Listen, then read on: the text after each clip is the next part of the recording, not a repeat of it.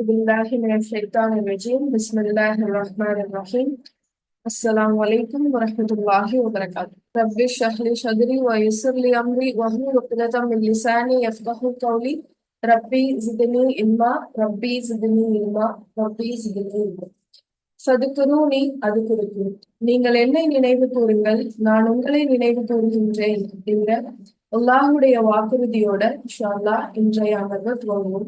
இன்னைக்கு நம்ம பார்க்க போறது ஒரு நினைவூட்டல். எப்பயுமே ஒரு முஃமினுக்கு தேவைப்படக்கூடிய ஒரு விஷயத்த பத்தி தான் இன்ஷா அல்லாஹ் இன்னைக்கு நம்ம பார்க்க போறோம்.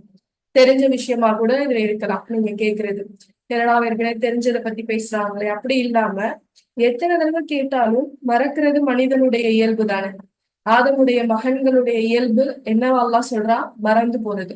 இப்போ நம்ம மறந்த ஒரு சில விஷயங்களை நம்ம என்ன செஞ்சுக்க போறோம் அப்படின்னா நினைவூட்டிக்க போறோம். இது ஒரு மனிதனுக்கு அன்றாடம் தேவைப்படக்கூடிய விஷயம். தினம் தினம் அதை அவங்க நினைவுபடுத்தி புதுப்பிக்கக்கூடிய ஒரு விஷயத்த பத்தி தான் இன்ஷா அல்லாஹ் இன்னைக்கு நம்ம பார்க்க போறோம். நினைவூட்டல் பாக்குறதுக்கு முன்னாடி கிளாஸ பத்தின ஃபீட்பேக் யாருக்காவது இருந்தா சாட்ல இன்ஷால்லா போடலாம். ஏன்னா கிட்டத்தட்ட ஒவ்வொரு தலைப்புலையும் நம்ம 6 கிளாஸ் பிளான் பண்ணியிருந்தோம். அதுல 3 கிளாஸ் அல்லாவுடைய கிருபையில நல்ல விதமா முடிஞ்சிருச்சு. இன்னும் ஒரு 3 கிளாஸ் வந்து அதுல பேலன்ஸ் இருக்கு. இந்த டைத்துல உங்களுக்கு கிளாஸ் பத்தி ஏதாவது ஃபீட்பேக் இருக்கா? அல்லாவுடைய கிருபையில எல்லா கிளாஸும் உங்களுக்கு புரியுதா, இல்ல இதுல எதுவும் சேஞ்ச் வேணுமா அப்படின்னு ஏதாவது இருந்தா நீங்க சாட் பாக்ஸ்ல போடலாம்.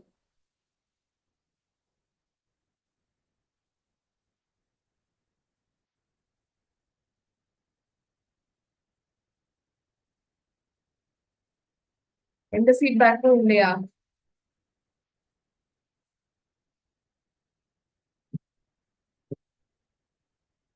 நிறைகள் தான் சொல்லணும்னு அவசியம் இல்ல. ஏதாவது குறை இருந்தா கூட நீங்க சொல்லணும். சேஞ்ச் பண்ணிக்கிறது மாதிரியான எதுனாலும் நீங்க சொல்லலாம் உங்க அட்வைஸ். இது ஒரு கூட்டு முயற்சி தானே. நாங்க மட்டுமே முயற்சி பண்ணி நாங்க சொல்றதால மட்டும் எந்த மாற்றமும் எந்த விஷயமும் நடந்துராது இல்ல. இதை கேட்கறதுக்குரிய மக்களும் இருக்கணும். அதை அவங்க உள்வாங்கி அவங்க வாழ்க்கையில நடைமுறைப்படுத்தணும். இது ஒரு கூட்டு முயற்சி தானே. அப்போ எங்க கிட்ட எதுவும் மைனஸ் இருந்தா நீங்க தாராளமா சொல்லலாம். உங்களுக்கு உள்ள ஃபீட்பேக் பத்தி ஒரே ஒரு சிஸ்டர் மட்டும்தான் போட்டிருக்காங்க. சரி இன்ஷால்லா. இப்ப இல்லைனாலும் நீங்க பின்ன வாட்ஸ்அப் குரூப்லயோ இல்ல அட்மின் நம்பரோ எதுனாலும் நீங்க சொல்லலாம். கிளாஸ் முடிஞ்ச உடனே ரெக்கார்டிங் அனுப்பணும். ஓகே இன்ஷால்லா. அது எங்க சைட்ல உள்ள அதுல ஒரு டிஃபிகல்ட்டி என்னன்னா முடிஞ்சதும் ரெக்கார்டா கன்வெர்ட் ஆகாது. அது ஒரு 1 hour ஆகும். கன்வெர்ட் ஆனதுக்கு அப்புறம் உடனே உட்காந்து எடிட் பண்றதுக்கு உள்ள டைம் இல்ல. இந்த சாட்டர்டே இங்க முடியவே 12:30 1 ஆயிடுதா. அதனாலதான் உங்களுக்கு மண்டே இல்ல டியூஸ்டே போடுறோம். அடுத்து நாங்க ஒர்க்கிங் டே மண்டே தான் வருவோம். வரும்போது மண்டே இல்ல டியூஸ்டேக்குள்ள போட்டுரும். இன்ஷால்லா எவ்வளவுக்கு எவ்வளவு சீக்கிரம் போட முடியுதோ போட்டுரும் இன்ஷால்லா. ஓகே சரி. இப்ப இந்த கிளாஸ்ல இருந்து எதெல்லாம் நீங்க ஃபாலோ பண்றீங்க அப்படிங்கிற ஏதாவது ஒரு விஷயம், நான் தொடர்ந்து இதை ஃபாலோ பண்ணிட்டு இருக்கேன், நான் இந்த ஒரு விஷயத்த இந்த வகுப்புல இருந்து நான் எடுத்துக்கிட்டேன், அப்படி ஏதாவது இருந்தாலும் நீங்க குரூப்ல ஷேர் பண்ணுங்க. ஏன்னா மத்தவங்களுக்கு அது ஒரு ஆர்வம் ஊட்டுற வகையில இருக்கு. ஃபாலோ பண்றீங்களா? ஏதாவது ஒரு மாற்றம் இருக்கா?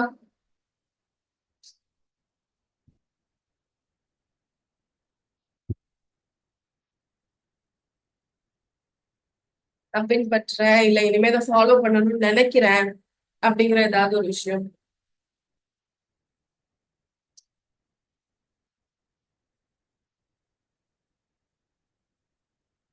எதுவுமே இல்லையா? சரி ஓகே.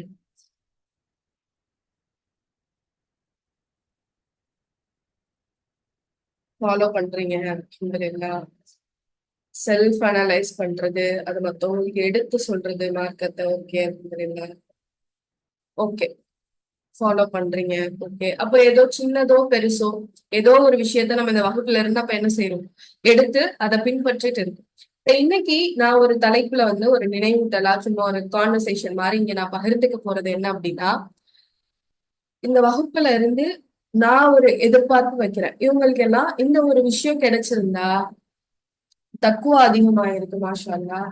இந்த ஒரு விஷயம் எல்லாம் கிடைச்சா நல்லா இருக்கும், இத மாற்றமா நான் உணர்றேன்னு அவங்க சொன்னாங்கன்னா நல்லா இருக்கும் அப்படிங்கிற ஒரு எதிர்பார்ப்பான ஒரு விஷயத்த பத்தி தான் இன்ஷா அல்லாஹ் இன்னைக்கு பேச போறோம். அது என்ன அப்படின்னா, நபி ஸல்லல்லாஹு அலைஹி வஸல்லம் அவங்க ஒரு முறை தன்னுடைய தோழர்கள் கிட்ட சொல்றாங்க, எனக்கு மறுமை நாள்ல நிறைய சமூகங்கள் வந்து அல்லாஹ் முன்னாடி வந்து நிற்பாங்கல்ல, அந்த காட்சி எனக்கு காட்டப்பட்டதுன்னு ரசூலுல்லாஹ் சொல்றாங்க. ஒரு சில விஷயங்கள் நபி ஸல்லல்லாஹு அலைஹி வஸல்லம் அவங்க மறுமையை பத்தி பேசுறது ஒண்ணு அவங்க மெஹராஜ் பயணத்துல போகும்போது பார்த்ததா இருக்கும். ஒரு சில விஷயங்கள் நபி ஸல்லல்லாஹு அலைஹி வஸல்லம் அவங்க மறுமையை பத்தி பேசுறது அவங்களுக்கு அல்லாஹ் வஹீயின் மூலமா கனவாவோ உங்களுக்கு காண்பிச்ச விஷயங்களை தான் நபி ஸல்லல்லாஹு அலைஹி வஸல்லம் அவங்க என்ன செய்வாங்க, பேசுவாங்க. இப்ப அப்படி ஒரு முறை நபி ஸல்லல்லாஹு அலைஹி வஸல்லம் அவங்க சஹாபாக்களோட உட்கார்ந்து இருக்கும் போது சொன்னாங்க, மறுமையில நான் நிறைய சமுதாயத்தை பார்த்தேன். ஒவ்வொருத்தரும் ஒவ்வொரு நபிமார்களோட அவங்க வந்தாங்க. அல்லாஹ் ஒவ்வொரு சமூகத்துக்கும் ஒரு தூதரை அனுப்பியிருக்காங்க தானே. அப்ப ஒவ்வொருத்தரும் தனக்காக அனுப்பப்பட்ட தூதரோட ஒவ்வொரு சமூகமும் வந்து நிக்கிறாங்க. கொஞ்சம் பேர் கொண்ட சமூகமும் இருந்தாங்களா, நிறைய பேர் கொண்ட சமூகம் கொண்ட தூதர்களும் இருந்தாங்க. ஒரு சில தூதரை நபி ஸல்லல்லாஹு அலைஹி வஸல்லம் அவங்க பார்க்கும்போது பெரும் தொகையோட நிறைய பேர் ஃபாலோவர்ஸோட வராங்க. ஒரு சில நபிமார்களை பார்த்தா ரொம்ப கம்மியான பேரோட வராங்க. ஒரு சில நபிகளை பார்த்தா 10 மனிதர்களோட வராங்க, 15 மனிதர்களோட வராங்க. மொத்தம் அவங்களை ஃபாலோ பண்ணி பின்பற்றினதே மொத்தம் எத்தனை பேர் தானா? 10 பேரு, 5 பேரு. இன்னும் ஒரு சில நபிகள் எப்படி வராங்க அப்படின்னா, பின்பற்றிய ஆட்களே இல்லாம அவங்க மட்டும் தனி நபரா வராங்க. எப்படி நபி ஸல்லல்லாஹு அலைஹி வஸல்லம் அவங்களுக்கு வஹி வந்துச்சோ, அவங்களுக்கு எப்படி வேதம் அருளப்பட்டதோ, அதே போலதான் அந்த நபிமார்களுக்கும் வேதம் அருளப்பட்டு அவங்களும் அழைப்பு பண்ணி செஞ்சிருந்தாங்க. நான் பாருங்க, அவங்கள பின்பற்றுறதுக்கு ஒரு நபர் கூட இல்லை. நூஹ் நபியே எத்தனை வருஷம் வாழ்ந்தாங்க? நூஹ் நபி எத்தனை வருஷம் வாழ்ந்தாங்க தெரியுமா? 950 வருஷம். 1000 ஆண்டுகளுக்கு 50 வருஷம் தான் கம்மி. 950 வருஷம் வாழ்ந்த நூஹ் நபியே அவங்களை எத்தனை மனிதர்கள் பின்பற்றினாங்க? நூற்றுக்கணக்கான மக்கள் தான் பின்பற்றினாங்க. ரொம்ப கம்மி. அப்படி இருக்கும்போது பின்பற்றக்கூடிய மனிதர்களே இல்லாத நபிமார்கள் கூட மறுமையில வர்றாங்க. அப்போ இந்த கூட்டத்துல ரசூலா என்ன செய்யறாங்க, தன்னுடைய உம்மத்தை தேடுறாங்க. இதுல யார் என்னுடைய உம்மத்து, ஏன் உம்மத்து எவ்வளவு பெருசா இருப்பாங்க. இப்ப பார்த்தா ஒரு பெரும் கொண்ட கூட்டம் வருது. அத பார்த்த உடனே நபி ஸல்லல்லாஹு அலைஹி வஸல்லம் உங்களுக்கு சந்தோஷம் ஆயிடுச்சு, மகிழ்ச்சி ஆயிடுச்சு.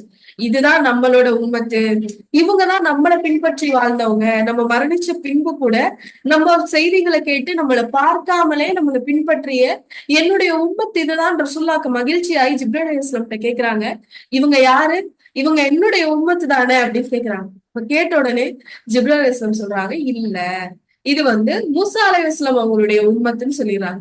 சொல்லிட்டு ஜிப்ரீல் அலைஹிஸ்ஸலாம் சொல்றாங்க, அங்க பாருங்க அப்படின்னு சொல்லி கை காட்டுறாங்க. அங்க பார்த்தா இவங்க முன்னாடி ரசூலுல்லாஹ் பார்த்ததை விட ஒரு பெரிய கூட்டம் நிக்குது. அதுக்கப்புறம் திரும்ப ஜிப்ரீல் அலைஹிஸ்ஸலாம் காட்டுறாங்க, அதுக்கு பக்கத்துல பாருங்க, அதுக்கு பக்கத்துல இன்னும் பெரிய கூட்டம். அப்போ இந்த 2 பெரும் கொண்ட மக்களை கொண்ட கூட்டத்தை பார்த்து ஜிப்ரீல் அலைஹிஸ்ஸலாம் சொல்றாங்க, இதுதான் உங்களுடைய உம்மத்துன்னு. சுப்ஹானல்லாஹ். அப்போ பின்பற்றக்கூடிய மனிதர்களே இல்லாத நபிமார்களும் மறுமை நாள்ல வந்து நிக்கிறாங்க. பின்பற்றதுக்கு பெரிய கூட்டம் கொண்ட நபி ஸல்லல்லாஹு அலைஹி வஸல்லம் அவங்களும் மறுமை நாள்ல வந்து நிக்கிறாங்க. அப்படி பார்க்கும்போது ஜிப்ரீல் அலைஹிஸ்ஸலாம் சொல்றாங்க, அதுல முன்னாடி ஒரு 70,000 மக்கள் தெரியுறாங்க, தெரியுதா? உங்களுடைய உம்மத்துல முன் வரிசையில ஒரு சில மக்கள் இருக்காங்கல்ல, அந்த 70,000 மக்கள் கேள்வி கணக்கின்றி சொர்க்கம் போகக்கூடிய மக்கள் அப்படிங்கிற சுப செய்தியை நபி ஸல்லல்லாஹு அலைஹி வஸல்லம் அவங்க கிட்ட சொல்றாங்க. அப்போ எத்தனை பேர் ரசூலுல்லாஹ்வுடைய உம்மத்துல கேள்வி கணக்கின்றி சொர்க்கம் போறாங்க? 70,000 மக்கள். அத சொல்லும் போது ஜிப்ரீல் அலைஹிஸ்ஸலாம் சொல்றாங்க, இவங்களுக்கு எந்த கேள்வியும் இல்ல, இவங்களுக்கு எந்த வேதனையும் இல்ல, இவங்களுக்கு எந்த வலியும் இல்ல. எவ்வளவு பெரிய விஷயம். மறுமையை பத்தி நம்ம படிச்சிருப்போம், கேட்டிருப்போம். அப்ப கேட்டு அதை உணர்ந்தாதான் அதனுடைய வலி தெரியும். ஒரு நாள் எத்தனை ஆண்டுக்கு சமம்? 50,000 ஆண்டுக்கு சமம். விசாரணைக்காக நம்ம காத்துட்டு இருக்கிற ஒரு நாளே 50,000 ஆண்டுக்கு சமம். அவ்வளோ நேரம் நம்ம வரிசையில காத்திருந்து நம்ம ரப்பு கிட்ட நம்மளுடைய கேள்வியை போய் பதில்களை கொடுக்கறதுக்காக நம்ம ரப்ப சந்திக்க நிக்கணும். அப்ப நம்மளுடைய ரப்பு நம்மளுடைய ஏட்ட நம்ம கையில கொடுப்பான். சுப்ஹானல்லாஹ். அதை நம்மளையே அல்லாஹ் சரிபார்க்க சொல்லுவான். பாரு, நீ வாழ்ந்த வாழ்க்கையில என்ன நன்மை செஞ்ச, என்ன தீமை செஞ்ச, எந்த அளவுக்கு எனக்கு விருப்பமானவனா நீ நடந்துகிட்ட, எதெல்லாம் எனக்கு பிடிக்காதத நீ செஞ்ச அப்படின்னு சொல்லி அல்லாஹ் நம்ம கையில அந்த புக்கை கொடுப்பான். சாதாரணமா பரீட்சை பேப்பரை கையில வாங்கும் போதே நமக்கு எவ்வளவு பதட்டம் இருக்கும். நம்ம எழுதின பேப்பரை கரெக்ஷன் பண்ணி நம்ம வாங்கும் போதே நமக்கு எவ்வளவு பதட்டம் இருக்கும். ரிப்போர்ட் கார்டு வாங்கும் போது எவ்வளவு பதட்டம் இருக்கும். ஒண்ணும் இல்ல, நம்ம பிள்ளைங்க ஸ்கூல்ல போய் நம்ம பிள்ளைங்களோட ப்ராக்ரஸ் கார்டு வாங்கணும்னாலே நமக்கு அவ்வளவு பதட்டம் இருக்கும். எவ்வளவு தப்பு பண்ணிருக்கான், நல்ல பையன்னு சொல்லுவாங்களா, என்னன்னு சொல்லுவாங்க. ஆனா நம்ம மறுமையில போய் நிக்க போறது இந்த அகிலத்தை படைச்ச ரப்பு. இங்க இருக்க உங்களையும் படைச்சு, என்னையும் படைச்சு, மரங்களை படைச்சு, செடிகளை படைச்சு, உருவமே இல்லாத குட்டி குட்டி உயிரினங்களை கூட படைச்ச ரப்பு முன்னாடி நம்ம கேள்விக்காக போய் நிக்கணும். வெப்பம் அதிகமா இருக்கும், தாகம் ஒரு பக்கம் எடுக்கும், பசி ஒரு பக்கம் எடுக்கும், தெரிந்த நபர்களை பார்த்தா பயம் வந்துரும், தாயை பார்த்து பயந்து ஓடுவோம், தந்தையை பார்த்து பயந்து ஓடுவோம், நம்ம பெற்ற பிள்ளைகளை பார்த்து பயந்து ஓடுவோம். ஒரு சில கொடூரமான நிகழ்வுகள்லாம் மறுமையில விசாரணைக்கு முன்பாகவே நடக்க ஆரம்பிச்சிடும், தண்டனைகள் நடக்க ஆரம்பிச்சிடும். ஏமாத்தி பிறரை ஏமாத்தி இடங்களை அபகரிச்ச மக்கள் எல்லாம் தனியா பேனருக்கு கீழே நிப்பாட்டி வச்சிருப்பான், மோசடிக்காரர்கள்னு நிப்பாட்டி வச்சிருப்பான். ஒரு சிலர் மறுமையில தன்னுடைய முகங்களால நடந்து வந்துட்டு இருப்பாங்க.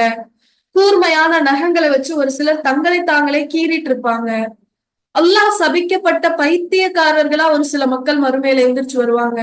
இப்ப இந்த இவ்வளவு கொடூரமான ஒரு சூழல்ல கேள்வி கணக்கு போய் நிக்கிறதே எவ்வளவு பயங்கரமா இருக்கும். ஒரு சில நேரம் நம்ம சரியாதான் இருப்போம், பக்கத்துல இருக்கிறவன் அடி வாங்கினா நமக்கு ஒரு பதட்டமும் ஒரு பயமும் வந்துடும். வீட்டுல எல்லாம் பாத்துப்போம்ல, நம்ம 2 3 பிள்ளைங்க சிப்ளிங்ஸோட நம்ம இருக்கோம்னா நமக்கு அண்ணனுக்கு அடி விடும் போதே நமக்கு பயம் வந்துடும், ஆஹா அடுத்து நம்ம கிட்ட தாண்டா வருவாங்க. அப்போ ஒரு சின்ன இங்க நடக்கிற விஷயமே நமக்கு ஒரு பயமா இருக்கே, இப்ப மறுமையில நம்மளை சுத்தி இவ்வளவு நிகழ்வுகள் நடக்கும்போது நம்ம மனசு எவ்வளவு பதட்டமா இருக்கும். ஆனா ஜிப்ராஹிம் சொல்றாங்க, உங்களுடைய இவ்வளோ பெரும் கொண்ட மக்களை கொண்ட உங்களுடைய உம்மத்துல இந்த முதல் வரிசையில இருக்காங்கல்ல இந்த 70,000 நபர்கள், இந்த நபர்களுக்கு எந்த விசாரணையும் இல்ல, இந்த நபர்களுக்கு எந்த வேதனையும் இல்ல, எந்த வலியும் இல்ல, நின்னுட்டு இருக்க தேவையில்லை, ஒரு விஷயத்த பார்த்து மனசு வருத்தப்பட தேவையில்லை, நமக்காகவும் அங்க எந்த வேதனையும் நடக்காது. இவங்க கேள்வி கணக்கே இன்றி அப்படியே வராங்க, அப்படியே நேரடியா சொர்க்கத்துக்கு போயிருவாங்க அப்படின்னு சொல்லி ஜிப்ரீல் அலைஹிஸ்ஸலாம் சொல்றாங்க. இன்னொரு ஹதீஸ்ல நபி ஸல்லல்லாஹு அலைஹி வஸல்லம் அவங்க சொல்லும் போது சொல்றாங்க, அபூ ஹுரைரா ரலியல்லாஹு அன்ஹு அறிவிக்கிற ஹதீஸ் இது, என்னுடைய உம்மத்தில் ஒரு கூட்டம் சொர்க்கத்துக்கு போகும். என்னுடைய உம்மத்துல என்ன செய்யும்? ஒரு கூட்டம் சொர்க்கத்துக்கு போகும். ஆனா எப்படி போகும் தெரியுமா? கேள்வி கணக்கே இல்லாம சொர்க்கத்துக்கு போகும். அவங்க ஒரு 70,000 நபர்கள் அந்த கூட்டத்துல இருப்பாங்கன்னு ரசூலுல்லாஹ் சொல்றாங்க. சொல்லிட்டு சொல்லும் போது சொல்றாங்க, எப்படி ஒரு முழு நிலவனைக்கு ஒரு ஃபுல் மூன் டே அப்போ நிலாவை பாக்குறதுக்கு நமக்கு ஏதாவது ஒரு தடை இருக்குமா? முழு நிலவனைக்கு இருக்குமா? ஏதாவது ஒரு தடை இருக்குமா? என்ன மரம் மறைச்சிருந்தாலும் இல்ல நம்ம எவ்வளவு குட்டி ரொம்ப சின்ன பில்டிங்ல இருந்து நம்ம பார்த்தாலும் நிலா எங்க இருந்து பார்த்தாலும் தெரியும், ரொம்ப பிரகாசமா தெரியும். எப்படி ஒரு முழு நிலவு ஒளி மங்காம பிரகாசமா தெரியுமோ, அதே போல என்னுடைய உம்மத்தில இருந்து கேள்வி கணக்கின்றி சொர்க்கத்துக்கு போகக்கூடிய இந்த 70,000 நபர்களும் பிரகாசமா இருப்பாங்க அப்படின்னு சொல்லி ரசூலுல்லாஹ் சொல்றாங்க. இந்த ஹதீஸ் கேட்கும் போது பொதுவா நம்ம மனசுல ஒரு கவலை வருதா? பொதுவான ஒரு கவலை இந்த ஹதீஸ் கேட்கும் போது, உலகத்துடைய மக்கள் தொகை எவ்வளவு இருக்கு?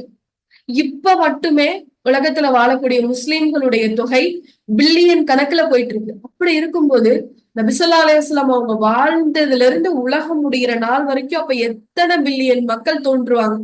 இவங்கள்ல இருந்து வெறும் 70,000 நபர்களை தான் அல்லாஹ் கேள்வியின்றி சொர்க்கத்துக்கு அனுப்புவானா? வெறும் 70,000 தானா? ரொம்ப கம்மியே. 1000 பேர் அப்ளை பண்ற இடத்துல ஒருத்தரை வேலைக்கு எடுப்பேன் அப்படின்னு சொன்னா நம்மளுக்கு ஹோப்பே போயிரும்ல. ஒருத்தர் தான் வேலைக்கு தேவை, இன்டர்வியூக்கு கூப்பிடுறாங்க. ஆனா வந்திருக்க ஃபார்ம்ஸ் எத்தனை? 1000 பேர் வந்திருக்காங்க, அதுல உங்களை ஒருத்தர் எடுப்போம் அப்படின்னு சொன்னா நம்ம மனநிலை எப்படி இருக்கும்? அவ்வளவுதான், நம்மளுக்கு இதுல இடம் இல்ல, என்னத்த நம்ம போய் இதுல முயற்சி பண்ணிட்டுன்னு தோணும் தானே. அப்படித்தானே இந்த ஹதீஸ் கேட்கும் போது நம்மளுக்கு தோணும். இவ்வளவு லட்சக்கணக்கான கோடிக்கணக்கான மக்கள் இருக்கும்போது அல்லாஹ் 70,000 பேரை தான் கேள்வி கணக்கின்றி சொர்க்கம் அனுப்புவானா? ஓ பாருங்க, அகமதுல வரக்கூடிய இன்னொரு நபிமொழியில நபி ஸல்லல்லாஹு அலைஹி வஸல்லம் சொல்றாங்க, இதுக்கு முன்னாடி பொதுவா ஒரு செய்தி, எந்த ஹதீஸ்லயும் நீங்க 7, 70, 70,000 இந்த மாதிரி எண்ணிக்கைகள் பாத்தீங்கன்னா அரபுகளுடைய வழக்கம் இது. நிறையாவை குறிக்கிறதுக்கு 70, 7, 70,000 அப்படின்ற வார்த்தைகள் என்ன செய்வாங்க? பயன்படுத்துவாங்க. அப்ப 70,000னா வெறும் 70,000 தான் அர்த்தம் இல்ல, நிறைய பேர் அப்படிங்கறத குறிக்கிறதுக்கு இந்த ஒரு தொகை. இப்போ ஒரு உதாரணத்துக்கு ஒரு ஒரு ஒரு கேதரிங்க்கு நம்ம போறோம்னு வச்சுக்கோங்களேன், எத்தனை பேர் இருந்தாங்க அப்படின்னா நிறைய பேர் இருந்தாங்க அப்படிங்கிறதுக்கு நம்ம எந்த நம்பர் அடையாளமா சொல்லுவோம்? 100 பேர் இருந்திருப்பாங்க சொல்லுவோமா? அப்ப 100 அப்படின்னா என்ன அர்த்தம்?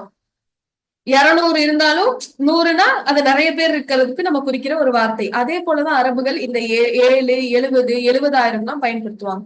இப்ப அல்லாஹ் அதை தான் பயன்படுத்துறான். இப்ப 70,000னா இங்க வெறும் 70,000ன்னு நினைச்சிட வேண்டாம். இது அல்லாஹ் நிறைய வருவாங்க அப்படிங்கிறதுக்கு அடையாளமா இந்த எண்ணை பயன்படுத்துறான். பாருங்க, அஹ்மதுல வரக்கூடிய நபிமொழியில நபி ஸல்லல்லாஹு அலைஹி வஸல்லம் அவங்க சொல்றாங்க, என்னுடைய இறைவன் 70,000 மக்களை கேள்வி கணக்கின்றி சொர்க்கத்துக்குள்ள அனுப்புவேன்னு எனக்கு வாக்குறுதி கொடுத்திருக்கான். என்னுடைய இறைவன், என்னுடைய ரப்பு 70,000 மக்களை கேள்வி கணக்கின்றி சொர்க்கத்துக்குள்ள அனுப்புவேன்னு எனக்கு வாக்குறுதி கொடுத்திருக்கான். அதுல ஒவ்வொரு 1000வது நபர் வரும்போது அவர் ஒரு 70,000 நபர்களை கூட்டிட்டு போவாரு. அப்ப மொத்தம் எத்தனை? கணக்கின்றி மில்லியன் ட்ரில்லியன்ல போகக்கூடிய அளவு மக்கள் என்ன செய்யறாங்க? கேள்வி கணக்கின்றி சொர்க்கம் போறாங்க. ஒவ்வொரு 70,000 மக்களை கேள்வி கணக்கின்றி அல்லாஹ் சொர்க்கம் அனுப்புறான். அதுல ஒவ்வொரு 1000வது நபர் வரும்போது அவர் மீண்டும் ஒரு 70,000 நபரை என்ன செய்யறாராம்? சுவனத்துக்கு கூட்டிட்டு போவாரு அப்படின்னு சொல்லி நபி ஸல்லல்லாஹு அலைஹி வஸல்லம் சொல்றாங்க. இதே போல நபி ஸல்லல்லாஹு அலைஹி வஸல்லம் இந்த ஹதீஸ் சொல்லும் போது இன்னொரு விஷயமும் சொல்றாங்க. இது அல்லாஹ்வுடைய கருணைக்கான உதாரணம். என்னுடைய ரப்பு தன்னுடைய கைகளால 3 முறை நரகத்துல இருக்கக்கூடிய மக்களை எடுத்து சொர்க்கத்துல போடுவேன் அப்படிங்கிறத வாக்குறுதி கொடுத்திருக்கான். அல்லாஹ் தன்னுடைய கையால எடுத்து போடுறான் அப்படின்னு அல்லாஹ்வுடைய கருணை நமக்கு தெரியும் தானே. அளவில்லாத கருணை. இந்த பூமியில வாழும்போது தன்னை வணங்காத மக்களுக்கு கூட, தன்னை நிராகரிக்கிற மக்களுக்கு கூட தன் அன்பையும் தன்னுடைய பரக்கத்தையும் வாரி வாரி வழங்குற ரப்பு நபி ஸல்லல்லாஹு அலைஹி வஸல்லம் அவங்களுக்கு வாக்குறுதி கொடுத்திருக்கானே, 3 முறை நான் நரகத்துல இருந்து என்ன செய்யறேன்? என்னுடைய கைகளால மக்களை எடுத்து நான் சொர்க்கத்துக்கு போடுறேன். அப்படித்தானே? இந்த ஹதீஸ் நீங்க கேள்விப்பட்டிருக்கீங்க தானே?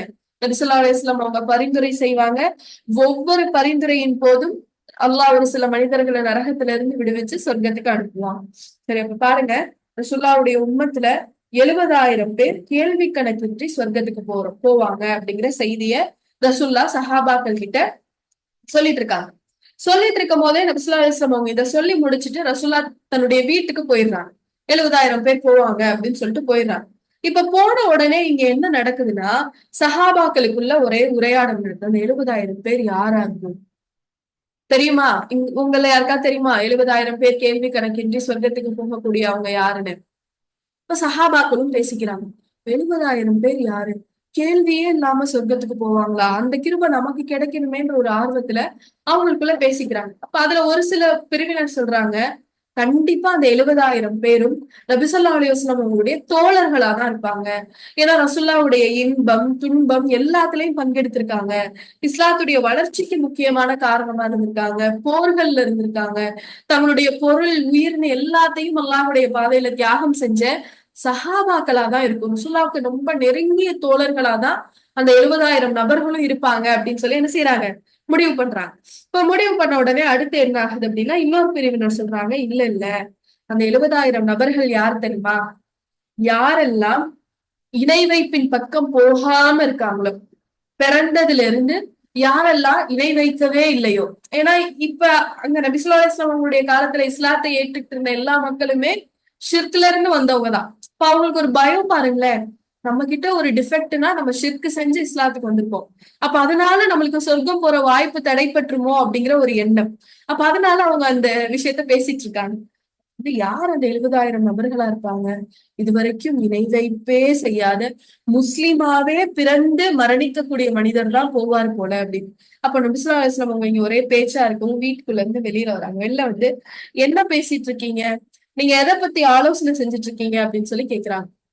அப்ப கேட்ட உடனே சஹாபாக்கள் சொல்றாங்க, யார சொல்லலாம், அந்த கேள்வி கணக்கின்றி சொர்க்கத்துக்கு போறாங்கல்ல, அந்த 70,000 பேர் யாரா இருக்கும் அப்படிங்கறத பத்தி நாங்க பேசிட்டு இருக்கோம் அப்படின்னு சொன்ன உடனே நபி ஸல்லல்லாஹு அலைஹி வஸல்லம் வந்து, அப்படியா, அந்த 70,000 நபர்கள் யார் தெரியுமா அப்படின்னு சொல்லி ஒரு 4 பிரிவினர்களை சொல்றாங்க. அதுல ஏதாவது ஒண்ணு தெரிஞ்சா சாட்ல போடுங்க. கேள்வி கணக்கின்றி சொர்க்கத்துக்கு போகக்கூடிய 70,000 நபர்கள்ல 4 பிரிவினர் இருக்காங்க. அதுல ஒண்ணு தெரிஞ்ச ஏதாவது ஒண்ணு இருந்ததுன்னா நீங்க சாட் பாக்ஸ்ல போடுங்க.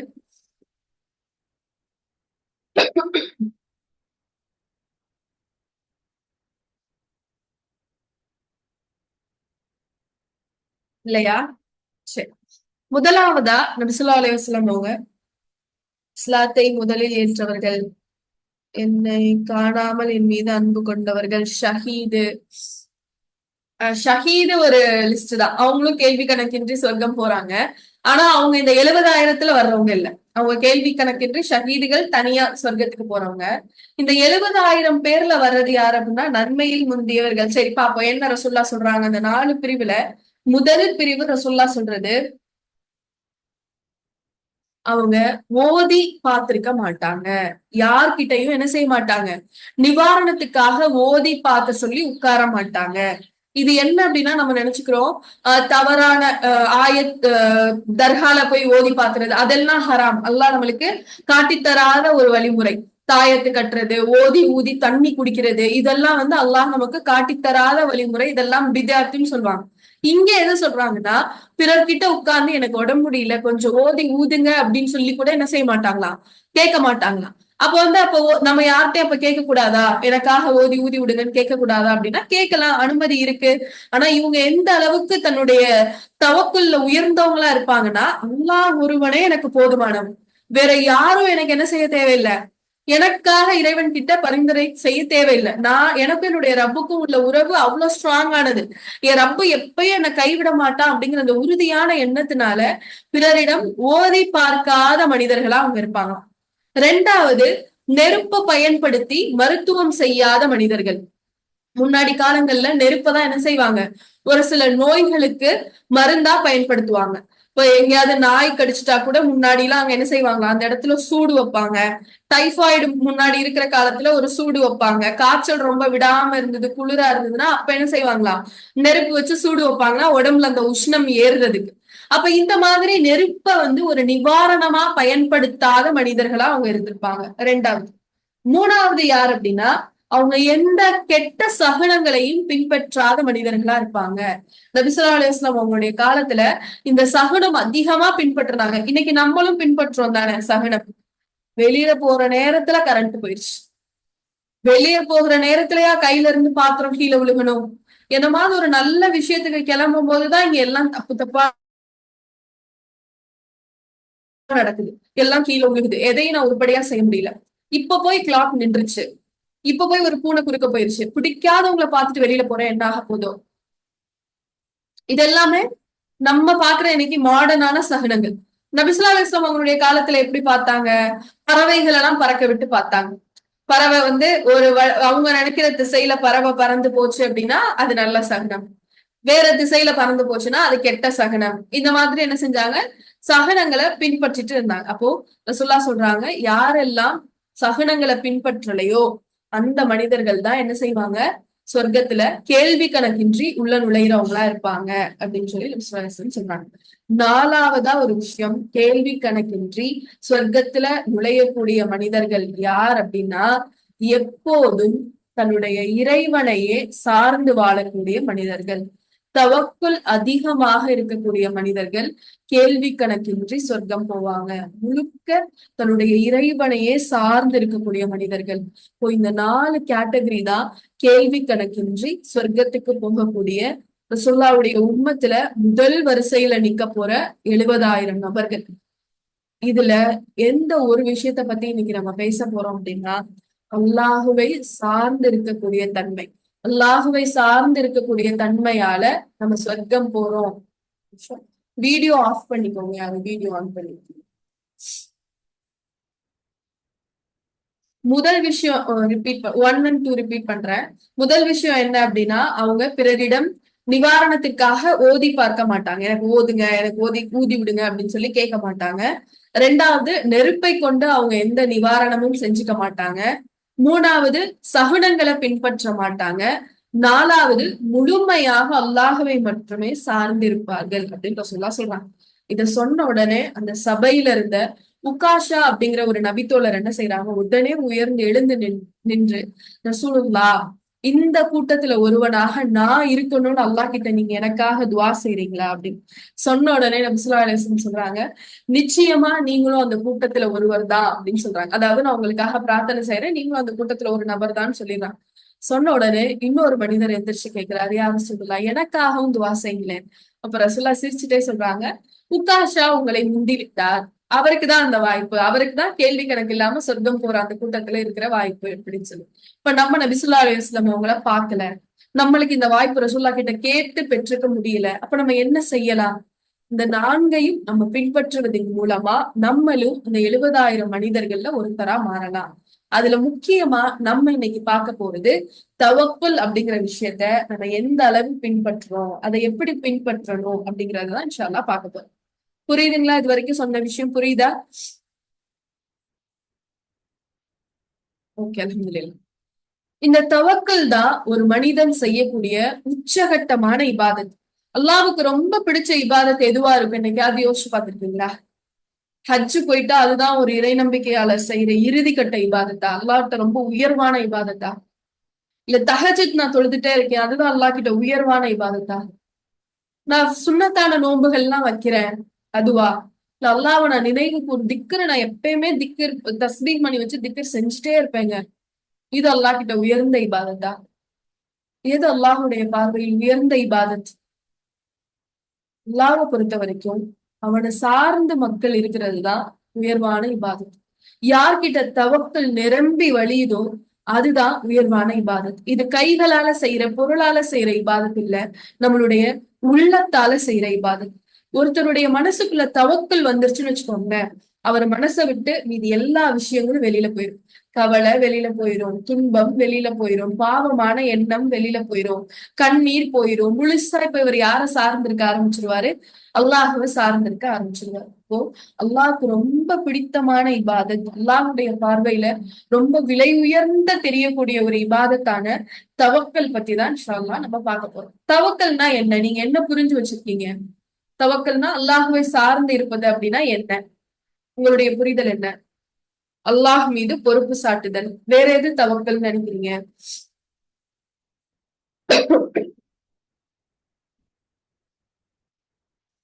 தவக்கல் பத்தி உங்களுடைய புரிதல் என்ன? அல்லாஹுவை சார்ந்து இருக்கிறதுனா என்ன?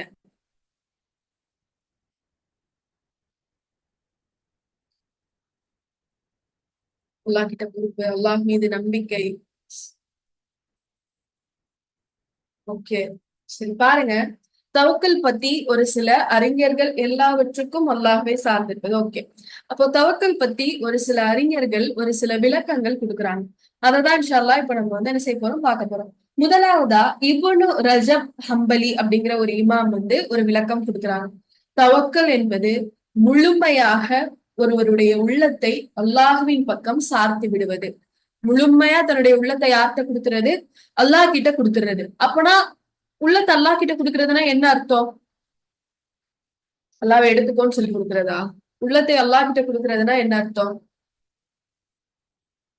அல்லாஹுக்கு பிடித்தமான விஷயங்களை மட்டும், நன்மைகளை மட்டும் செஞ்சுட்டு தீமைகளை விட்டு தூரம் ஆகிறது. இதுவும் தவக்கல்னு சொல்றாங்க. இதுவும் இவர் என்ன சொல்றாரு? தவக்கல்னு சொல்லி சொல்றாரு. இன்னொரு ஒரு இமாம் அல் ஜுப்சானி அப்படிங்கிற ஒரு இமாம் சொல்லும் போது சொல்றாங்க, இது வந்து தவக்கல் அப்படிங்கிறது அதிகப்படியான நம்பிக்கை, கான்பிடன்ஸை விட இது ஓவர் கான்பிடன்ஸ் சொல்றாங்க இந்த இமாம். அதிகப்படியான நம்பிக்கை தான் தவக்குல். எது மேல நம்பிக்கை தெரியுமா? அல்லாஹ் தன்னுடைய வசம் வச்சிருக்கக்கூடிய விஷயத்துல அதிகப்படியான நம்பிக்கை யார் வைக்கிறாங்களோ அதுதான் தவக்குல். அல்லாஹ் தன்னுடைய கைகளுக்குள்ள வச்சிருக்க விஷயத்துல அதிகப்படியான நம்பிக்கை வைக்கிறது. தன்னை சுத்தி இருக்க மனிதர்கள் கிட்ட ஒரு விஷயம் இருக்கு அப்படின்னா அதை பார்த்து ரொம்ப பொறாமையோ இல்ல கவலையோ படாம அதை கண்டுக்காம விடுறது. இப்ப முதல்ல ஒருத்தவங்க தவக்கல்னா என்ன சொன்னாங்க?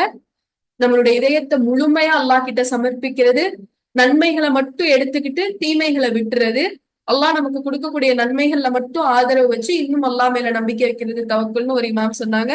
இன்னொரு இமாம் என்ன சொல்றாங்க?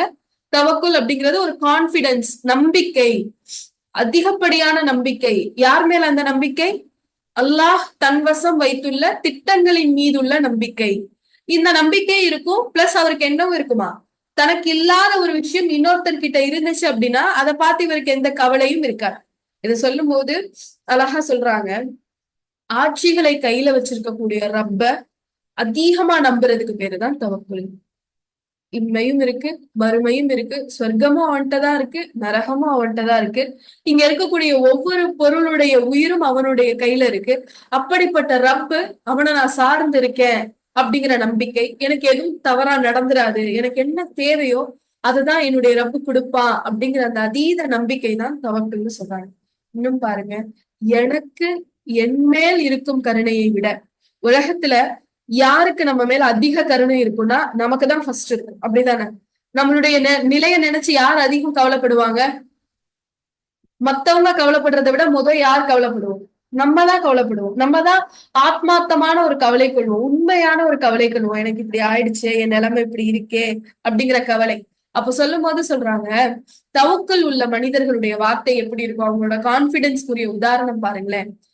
எனக்கு என்மேல் இருக்கும் கருணையை விட என்னுடைய ரப்புக்கு என்மேல் இருக்கும் கருணை பெரியது அப்படிங்கிற நம்பிக்கை தான் தவக்கல். எனக்கு எந்த கெட்டதும் நடந்துடக்கூடாது, எனக்கு நல்ல விஷயங்கள் மட்டும்தான் நடக்கணும்னு நான் கவலைப்படுற என் மேல எனக்கு உள்ள அக்கறையை விட என்னை படைச்ச என்னுடைய ரப்பு என் மேல காட்டுற அக்கறை சிறந்தது. என்னை விட அவன் எனக்கு எந்த தீங்கும் நடந்துடக்கூடாதுன்னு நினைப்பான். என்னை எல்லா விஷயத்திலையும் காப்பாத்தணும்னு நினைப்பான். அப்போ இதுதான் தவக்கல்னு சொல்றாங்க. நம்ம இந்த மாதிரி தவக்கலை உணர்ந்திருக்கோமா? லாபம் நம்புறது, அல்லாட்ட பொறுப்பு ஒப்படைக்கிறது, அதுதான் தவக்கல். ஆனா இங்க பாருங்க எப்படி சொல்றாங்கன்னு. நம்பிக்கை, அல்லாஹ் மீது உள்ள நம்பிக்கை, அவன் நமக்காக போட்டு வச்சிருக்க திட்டங்களின் மீது உள்ள நம்பிக்கை தான் தவக்கல். நான் என் மேல கருணப்படுறதை விட, நான் என் மேல இறக்கப்படுறதை விட என்னுடைய ரப்பு என் மேல இறக்கப்படுறதும் எனக்கு கருணை காட்டுவதும் அதிகமானதா இருக்கும். அதுதான் ஒரு தவக்கல் உள்ள மனிதர் வெளிப்படுத்தக்கூடிய வார்த்தை. நம்மளுடைய வாழ்க்கையில எப்போ எல்லாம் இந்த தவக்கலை வெளிப்படுத்துறோமா, உணர்றோமா? அத எந்தெந்த சந்தர்ப்பங்கள்ல உணர்றோம்? எப்பெல்லாம் நம்ம தவக்குல உணர்றோம்? இது ஒரு எமோஷன் தானே, நம்ம ஒரு உணர்தல் தானே. நான் இது அல்லாஹ் கிட்ட என்ன ஒப்படைக்கிறேன், என்னுடைய விஷயங்களுக்கு அல்லாஹ்வை பொறுப்பு சாட்டுறேன், நான் அல்லாஹ்வை நம்புறேன், என்னுடைய வாழ்க்கையில எனக்கு வந்து செய்யற ஒவ்வொரு விஷயமும் அது நன்மையாதான் இருக்கும்னு நான் நம்புறேன். இதெல்லாம் எப்ப நம்ம உணர்றோம் பாருங்க. எப்போ எல்லாம் இந்த தவக்கலை நம்ம உணர வேண்டும், இக்கட்டான நிலையில உணர்றோம். ஓகே, எப்போ எல்லாம் இந்த தவக்கலை நம்ம உணரணும்? நம்ம வெளிப்படையா வாயில சொல்றது மூலமாவோ, இல்ல நம்ம வாலண்டியரா அதை பிராக்டிஸ் எப்ப பண்ணணும்? நான் அல்லா கிட்ட பொறுப்பு ஒப்படைச்சிட்டு போறேன், இல்ல அல்லா கிட்டதான் என்னுடைய பொறுப்பு இருக்கு அப்படிங்கிறத இந்த தவக்கலை நம்ம வெளிப்படுத்துறதுக்கு ஒரு 5 சூழல்களை இஸ்லாம் நமக்கு கற்றுத்தருது. 5 சூழல். நம்ம நினைக்கிறோம் தவக்கல்னா கஷ்டமான சூழல்ல அல்லாஹ்வை நினைக்கிறது தவக்கல். அப்பதான் நமக்கு அப்படி ஒரு விஷயம் இருக்கு அப்படிங்கிறதே தெரியும். அது வரைக்கும் நம்ம முட்டி மோதி முயற்சி பண்ணணும். அதை இஸ்லாம் தப்புன்னு சொல்லல. ஆனா அந்த முயற்சியை எப்படி கண்மூடித்தனமா பண்ணுவோம்? நான் முயற்சி பண்ணா மட்டும்தான், நான் பண்ணா மட்டும்தான் இது நடக்கும், நான் இதை விட்டுட்டேன்னா எனக்கு இது நடக்கவே நடக்காது அப்படிங்கிற வகையில என்ன செய்வோம்? முட்டி மோதி போராடிட்டு இருப்போம். இக்கட்டான சூழல்கள்ல மட்டும்தான் அதை நம்ம செய்வோம். மத்த நேரங்கள்ல தவக்கல்னு ஒரு விஷயம் இருக்கு அப்படிங்கிறதே நம்ம மறந்துடுவோம். எப்பயுமே நம்ம அல்லாஹ்வுடைய கைகளுக்குள்ளதான் இருக்கும், அவன் நாடினா மட்டும்தான் எனக்கு எந்த நன்மையும் நடக்கும், எந்த தீமையும் நடக்குங்கிறத நம்ம மறந்துடுவோம். கடினமான சூழல்கள்ல மட்டும்தான் தவக்குல் நமக்கு அதிகரிக்கும். இதெல்லாம் நாடுறது தானே நடக்கும், அல்லாஹ் எனக்கு இது நாடி இருக்கான் அப்படிங்கிறத அப்பதான் நம்ம நினைக்கிறோம். ஆனா எப்பெல்லாம் தவக்குல நம்ம பயிற்சி பண்ணணும் அப்படிங்கிறதுக்கு ஒரு 5 சூழலை இஸ்லாம் நமக்கு கற்றுக் கொடுக்கும். அதுல முதலாவது விஷயம் என்ன தெரியுமா? வீட்டுல இருந்து நம்ம வெளியில போகும்போது இந்த தவக்கலை உணரக்கூடிய மக்களா இருக்கணும். ஏன்னா நம்ம வீட்டுல இருந்து வெளியில போயிட்டு எப்படி ஒரு ஆரோக்கியமா போனோமோ அதே மாதிரியே நம்ம திரும்பி வந்துருவோமா? ஒரு சில நேரம் ரொம்ப சந்தோஷமா வீட்டுல இருந்து வெளில போயிருப்போம். ஆனா அங்க ஏதாவது ஒரு விஷயம் நடக்கும், நமக்கு நமக்கு ரொம்ப அது பாதிப்பை ஏற்படுத்தும். வீட்டுக்கு வரும்போது ரொம்ப கவலையோட வரும். எல்லா நாளும் மகிழ்ச்சியா கிளம்பி மகிழ்ச்சியா வந்துடுறோமா வீட்டுக்கு? ஒரு சில நேரம் ஆரோக்கியமா போவோம், வீட்டுக்கு வரும்போது நோய்வாய்ப்பட்டு வருவோம். ஏதாவது இன்ஃபெக்ஷனா இருக்கும், சளி பிடிச்சிருக்கும். அப்ப நம்ம வீட்டுல இருந்து வெளியில போகும்போதே இஸ்லாம் என்ன சொல்லுது அப்படின்னா, தவக்கல நீங்க அங்கேயே பிராக்டிஸ் பண்ணுங்க. வீட்டுல இருந்து வெளில போகும்போது என்ன துவா ஓதணும்?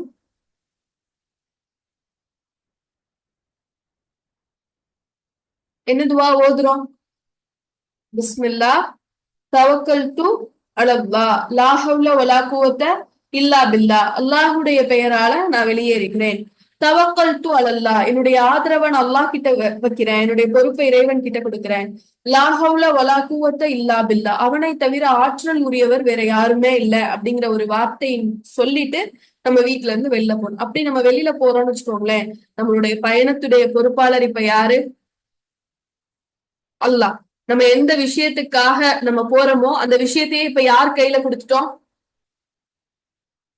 அல்லாஹ்வுடைய கையில கொடுத்துட்டோம். நம்ம ஒரு சில நேரங்கள்ல பிள்ளைகளை வெளியில அனுப்பும் போது நமக்கு பயம் இருக்கும் தானே, அடிபட்டுருமோ, கெட்ட நண்பர்களோட அவங்க சேர்ந்துருவாங்களோ. இப்போ பிள்ளைங்களுக்கு இந்த இந்த விஷயத்த பழக்கப்படுத்துங்க. தவக்கல் துவா ஓதி அவங்கள வெளியில அனுப்புங்க. அந்த பயணத்தை அல்லாஹ்வுடைய கையில கொடுங்க. அந்த நண்பர்களை தேர்ந்தெடுத்து அவங்கள்ட்ட உரையாடுற விஷயங்களை அல்லாஹ்வுடைய பொறுப்புல கொடுங்க. இப்போ தவக்கலை நம்ம பிராக்டிஸ் பண்றது வீட்ல இருந்து வெளியில போகும்போதே ஆரம்பிக்கணும் அப்படிங்கிறத இஸ்லாம் நமக்கு கற்றுத்தருது. இந்த இந்த துவா ஓதுறத பத்தி அனஸ் ரலியல்லாஹு அன்ஹு சொல்லும் போது சொல்றாங்க, யார் ஒருவர் தன்னுடைய வீட்டிலிருந்து வெளியேறும் போது இப்படி ஒரு துவாவை ஓதிட்டு போறாங்களோ அந்த மனிதர்களுக்கு சொல்லப்படும். நம்ம வீட்ல இருந்து வெளில போகும்போது இந்த துவாவை ஓதிட்டு போறோம்னு வச்சுக்கோங்களேன், நமக்கு இப்ப பதில் சொல்லப்படும். யார் பதில் சொல்றா?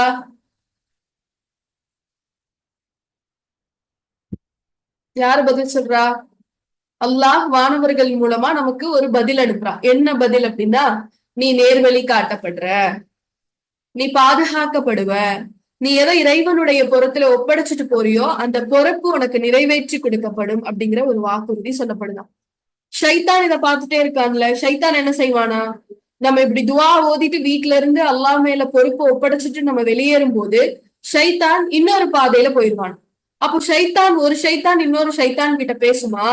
அல்லாஹ் கிட்ட பாதுகாப்பை ஒப்படைச்சிட்டு அல்லாஹ் கிட்ட பொறுப்பை சாற்றிட்டு அல்லாஹ் கிட்ட பாதுகாப்பு தேடி நேர்வழி பெற்ற ஒரு மனிதனா வீட்டுல இருந்து வெளியேற போற இவரை நம்ம எப்படி வழிநடக்க முடியும்? அல்லாஹ் பாதுகாத்ததுக்கு பின்பு இவர்கிட்ட நமக்கு வேலை இல்லை அப்படின்னு சொல்லியிருந்தோம். முதலாவதா நம்ம அல்லாஹ் கிட்ட பொறுப்பு சாட்டக்கூடிய விஷயத்த நம்ம வீட்டுல இருந்து கிளம்பும் போதே அதை துவங்கணும். உணர்ந்து அந்த பிரார்த்தனையை செஞ்சுட்டு போகணும். யா அல்லாஹ், இன்னைக்கு நான் எந்த விஷயத்துக்காக வெளியேறனோ அந்த பொறுப்பை நான் உன்கிட்ட ஒப்படைக்கிறேன். அந்த விஷயத்துல நீ என்னை கண்ணியப்படுத்து, என்னை பாதுகாத்து வை, நான் வீடு திரும்புற வரைக்கும் என்னுடைய காரியங்களை எனக்கு இலகுவாக்கி கொடு அப்படிங்கிற பொறுப்பு. ரெண்டாவது, நம்ம தவக்குல எப்ப நம்ம அதிகமா பிராக்டிஸ் பண்ணணும் அப்படின்னா, பொருளாதார ரீதியா நமக்கு நெருக்கடிகள் ஏற்படும் போது நிறைய பேரு இந்த நேரத்துலதான் என்ன செஞ்சிருவாங்க, பாதை மாறிடுவாங்க. கடன் நெருக்கடி இருக்கு அப்படின்னா என்ன செஞ்சிருவாங்க, அப்பதான் பாதை மாறுவாங்க. ஹராமா போறது, எப்படி இதை நம்ம சரி பண்றதுன்னு யோசிக்கிறதுக்கு ஒண்ணு அவங்களுடைய உயிரை மாச்சுக்கிற அளவு போவாங்க. அப்படி இல்லைன்னா எதெல்லாம் அல்லாஹ் ஹராமுன்னு முடிவு பண்ணி ஹராமுன்னு சொல்லி நமக்கு எச்சரிக்கை கொடுத்திருக்கானோ அந்த ஹராம ஃபுல்லா தேட ஆரம்பிச்சிருவாங்க. ஆனா அதுக்கு எப்படி காரணம் சொல்லுவாங்க, ரிஸ்க்கு கொடுக்கறது அல்லாஹ், இந்த வழியாதான் ரிஸ்க் எனக்கு வரணுங்கிறத அல்லாஹவே என்ன செஞ்சிருக்கான், நாடி இருக்கான். அதனாலதான் நான் இந்த ஹராம் வழியா சம்பாதிக்கிறேன். அப்போ உங்களுக்கு தவக்கல் இல்லைன்னு அர்த்தம். ஹராம்ல நான் சம்பாரிச்சு அல்லாஹ் கொடுக்குற ரிஸ்க் எனக்கு நம்ம சொன்னோம் அப்படின்னா நமக்கு தவக்கல் இல்லைன்னு அர்த்தம். ஒரு பறவை காலையில வீட்டுல இருந்து பறந்துட்டு திரும்ப வீடு சேரும் போது கண்டிப்பா அதுக்கு அல்லாஹ் இரையை கொடுக்குறான். எப்படி ஒரு பறவைக்கு தன்னுடைய இரையை கொண்டு வந்து சேர்க்கிறானோ அதே போல ரிசுக்கு அப்படிங்கிறது அல்லாஹ் எந்த அளவு நாடி இருக்கானோ அதை கண்டிப்பா ஒவ்வொரு மனிதர்கிட்டையும் கொண்டு வந்து சேர்ப்பான். இவங்க இருந்தாதான் இந்த வீட்டுக்கு ரிஸ்க் கிடைக்கும், இந்த முறையில போனாதான் ரிஸ்க் கிடைக்கும், இவங்க இல்லைன்னா நான் கையேந்திர மாதிரி ஆயிரும். எதுவுமே இல்ல அப்படா நமக்கு தவக்கல் இல்லைங்கிறது அர்த்தம். அல்லாஹ் யாருக்கு எந்த ரிஸ்க நாடி இருக்கானோ அது கண்டிப்பா வந்து சேரும். ஆனா இந்த நெருக்கடிகள் வரும்போது இவங்க என்ன செய்ய ஆரம்பிச்சிடுறாங்க அப்படின்னா, தவறான பாதைகளையும் ஹராமான வருமானங்களையும் தேடி போக ஆரம்பிச்சிடுறாங்க. அதான் அனுசொலி அல்லாஹ் சொல்லக்கூடிய ஒரு விஷயம், நக்சலாலிசம் சொல்லக்கூடிய விஷயம், யாரெல்லாம் வறுமையின் போது பிறரை சார்ந்து இருக்காங்களோ, வறுமையின் போது பிறரை சார்ந்து இருக்கிறாங்களோ அல்லாஹ் அவங்களுக்கு ஒருபோதும் வறுமையை போக்க மாட்டான். எனக்கு ஏழ்மை வந்துரும், எனக்கு கஷ்டம் வந்துரும்னு பயந்து யாரெல்லாம் ஒரு மனிதனை சார்ந்து இருக்காங்களோ, அவர் தவறானதை செஞ்சாலும் கூட அதை ஆதரிக்கிறாங்க, இல்ல என்னுடைய எனக்கு வறுமை வந்துரும் இதை விட்டுட்டா அப்படின்னு சொல்லி சக மனிதனை சார்ந்து இருந்தாங்கன்னா அந்த சார்ந்து இருக்கிற வரைக்கும் அல்லாஹ் அவருக்கு என்ன செய்ய மாட்டான், வறுமைய போக்கவே மாட்டான். ஆனா யாரெல்லாம் இந்த ஏழ்மையின் போது அல்லாஹ் மேல தவக்கல் வைக்கிறாங்களோ, அல்லாஹ் முழுமையா சார்ந்து இருக்கிறாங்களோ அந்த மனிதர்களுக்கு அல்லாஹ் விரைவாவோ இல்ல தாமதமாவோ தன்னுடைய பரக்கத்தை ரிஸ்க்கு கொண்டு வந்து சேர்ப்பான். இப்ப முழுக்க முழுக்க அல்லாஹ்வை சார்ந்து இருக்கிற மனிதர் வேற யார்கிட்டையும் போய் கேட்க மாட்டாரு, வேற யாரையும் எதிர்பார்த்து இருக்க மாட்டார். ஆனா அல்லாஹ் அந்த மனிதரின் மூலமாவே இவருக்கு ரிஸ்க் கொண்டு வந்து கொடுப்பான். இவர் போய் அங்க என்ன செஞ்சிருக்க மாட்டாரு, கேட்டிருக்க மாட்டாரு எனக்கு தேவை இருக்குன்னு. இவர் யார்கிட்ட கேட்டாரு, அல்லாஹ்தான் முழுமையா சார்ந்திருந்தார். இப்ப அல்லாஹ் அவரை சுத்தி இருக்க மனிதர்களுடைய மனதுல அந்த எண்ணத்தை போடுவான். இந்த மனிதருக்கு தேவை இருக்கு, இவர் ஒரு முஃமின், தன்னுடைய தேவையை பகிரங்கமா வெளிப்படுத்த தயக்கப்படுறாரு, இவருக்கு நீங்க உதவி செய்யுங்கன்ற எண்ணத்தை அல்லாஹ் என்ன செய்வான், அவங்களுடைய மனதுல போடுவான். அப்போ ஏழ்மையின் போது யார் முழுக்க முழுக்க அல்லாஹ்வை சார்ந்து இருக்கிறாங்களோ அந்த மனிதர்களுக்கு அல்லாஹ் அவங்க அறியாத புறத்துல இருந்து உதவியை கொண்டு சேர்க்கிறான். இப்போ எப்போ முதல் விஷயம் எப்ப தவக்கல நம்ம பிராக்டிஸ் பண்ணணுங்கிறத பார்த்தோம். நம்ம வீட்டுல இருந்து வெளியில போகும்போதே அதை நம்ம என்ன செய்ய ஆரம்பிக்கணும், பிராக்டிஸ் பண்ண ஆரம்பிக்கணும். அந்த உணர்தலுக்குள்ள நம்ம வரணும். ரெண்டாவது, எந்த சூழல்ல நம்ம அல்லாஹ்வை சார்ந்து இருக்கணும், நமக்கு பொருளாதார நெருக்கடிகள் ஏற்படும் போது. ஏழ்மைனா ரொம்ப ஏழ்மைதான் இல்ல, ஒரு காலம், ஒரு கொஞ்ச காலம் கூட இருக்கலாம் அந்த வறுமை. இல்ல இன்னைக்கு எனக்கு கையில காசு இல்லாம இருக்கலாம். அப்படிப்பட்ட ஏழ்மையினாலும் யார்கிட்டதான் பொறுப்பு ஒப்படைக்கணும், அல்லாஹ் கிட்டதான் பொறுப்பு ஒப்படைக்கணும். அடுத்தது, எப்ப நம்ம தவக்கலோட இருக்கணும், தவக்கலை எப்ப நம்ம பிராக்டிஸ் பண்ணணும், அதை நம்ம விடாம இறுக பிடிச்சுக்கணும் அப்படின்னா, மக்கள் எல்லாம் நம்ம விட்டுட்டு போய் நம்ம மட்டும் தனியா ஆளா இருக்கும்போது. மக்கள் எல்லாம் நம்மள எப்ப விட்டுட்டு போவாங்க, நம்ம இஸ்லாத்தை ஃபாலோ பண்றோம், நம்மளை சுற்றி தீமை நடக்குது, நான் இதை செய்யாதீங்க, இதெல்லாம் அல்லாஹ்வுக்கு பிடிக்காத விஷயம், இதுதான் சரி, இதுதான் அல்லாஹ் நம்மளுக்கு செய்ய சொல்லி கட்டளையிட்டு இருக்கான் அப்படின்னு நம்ம இஸ்லாத்தை நம்ம சொல்லும் போதோ, இல்ல ஏதாவது ஒரு நன்மையான விஷயத்த நம்ம பின்பற்றும் போதோ, கண்டிப்பா மக்கள் நம்மளை விட்டு எங்க போயிருவாங்க, தூரமா போயிருவாங்க. இவங்களுக்கு சோசியலா பழக தெரியல, இவங்க கூட இருந்தா நம்மளும் என்ன ஆயிருவோம், இவங்கள மாதிரியே ஓல்டு ஃபேஷன் ஆயிடுவோம் அப்படின்னு சொல்லிட்டு என்ன செஞ்சிருவாங்க, மக்களை விட்டுட்டு போயிரும், நம்மளை விட்டுட்டு மக்கள் போயிருவாங்க. அப்ப அப்படிப்பட்ட மக்கள் நம்மளை விட்டுட்டு போய் நம்ம தனிச்சு இருக்கக்கூடிய நிலையில அல்லாஹ் சொல்றான், நீங்க என்ன மட்டும் என்ன செய்யுங்க, அப்போ நாடி வாங்க. நபி ஸல்லல்லாஹு அலைஹி வஸல்லம் அவங்க கிட்ட அல்லாஹ் சொன்ன வார்த்தை இது. சூரா தௌபாவுடைய 129வது வசனம். யாருக்காவது அந்த வசனத்தை எடுத்து சாட்ல போட முடிஞ்சா போடுங்க. சூரா தௌபா 9வது அத்தியாயத்துடைய 129வது வசனம்.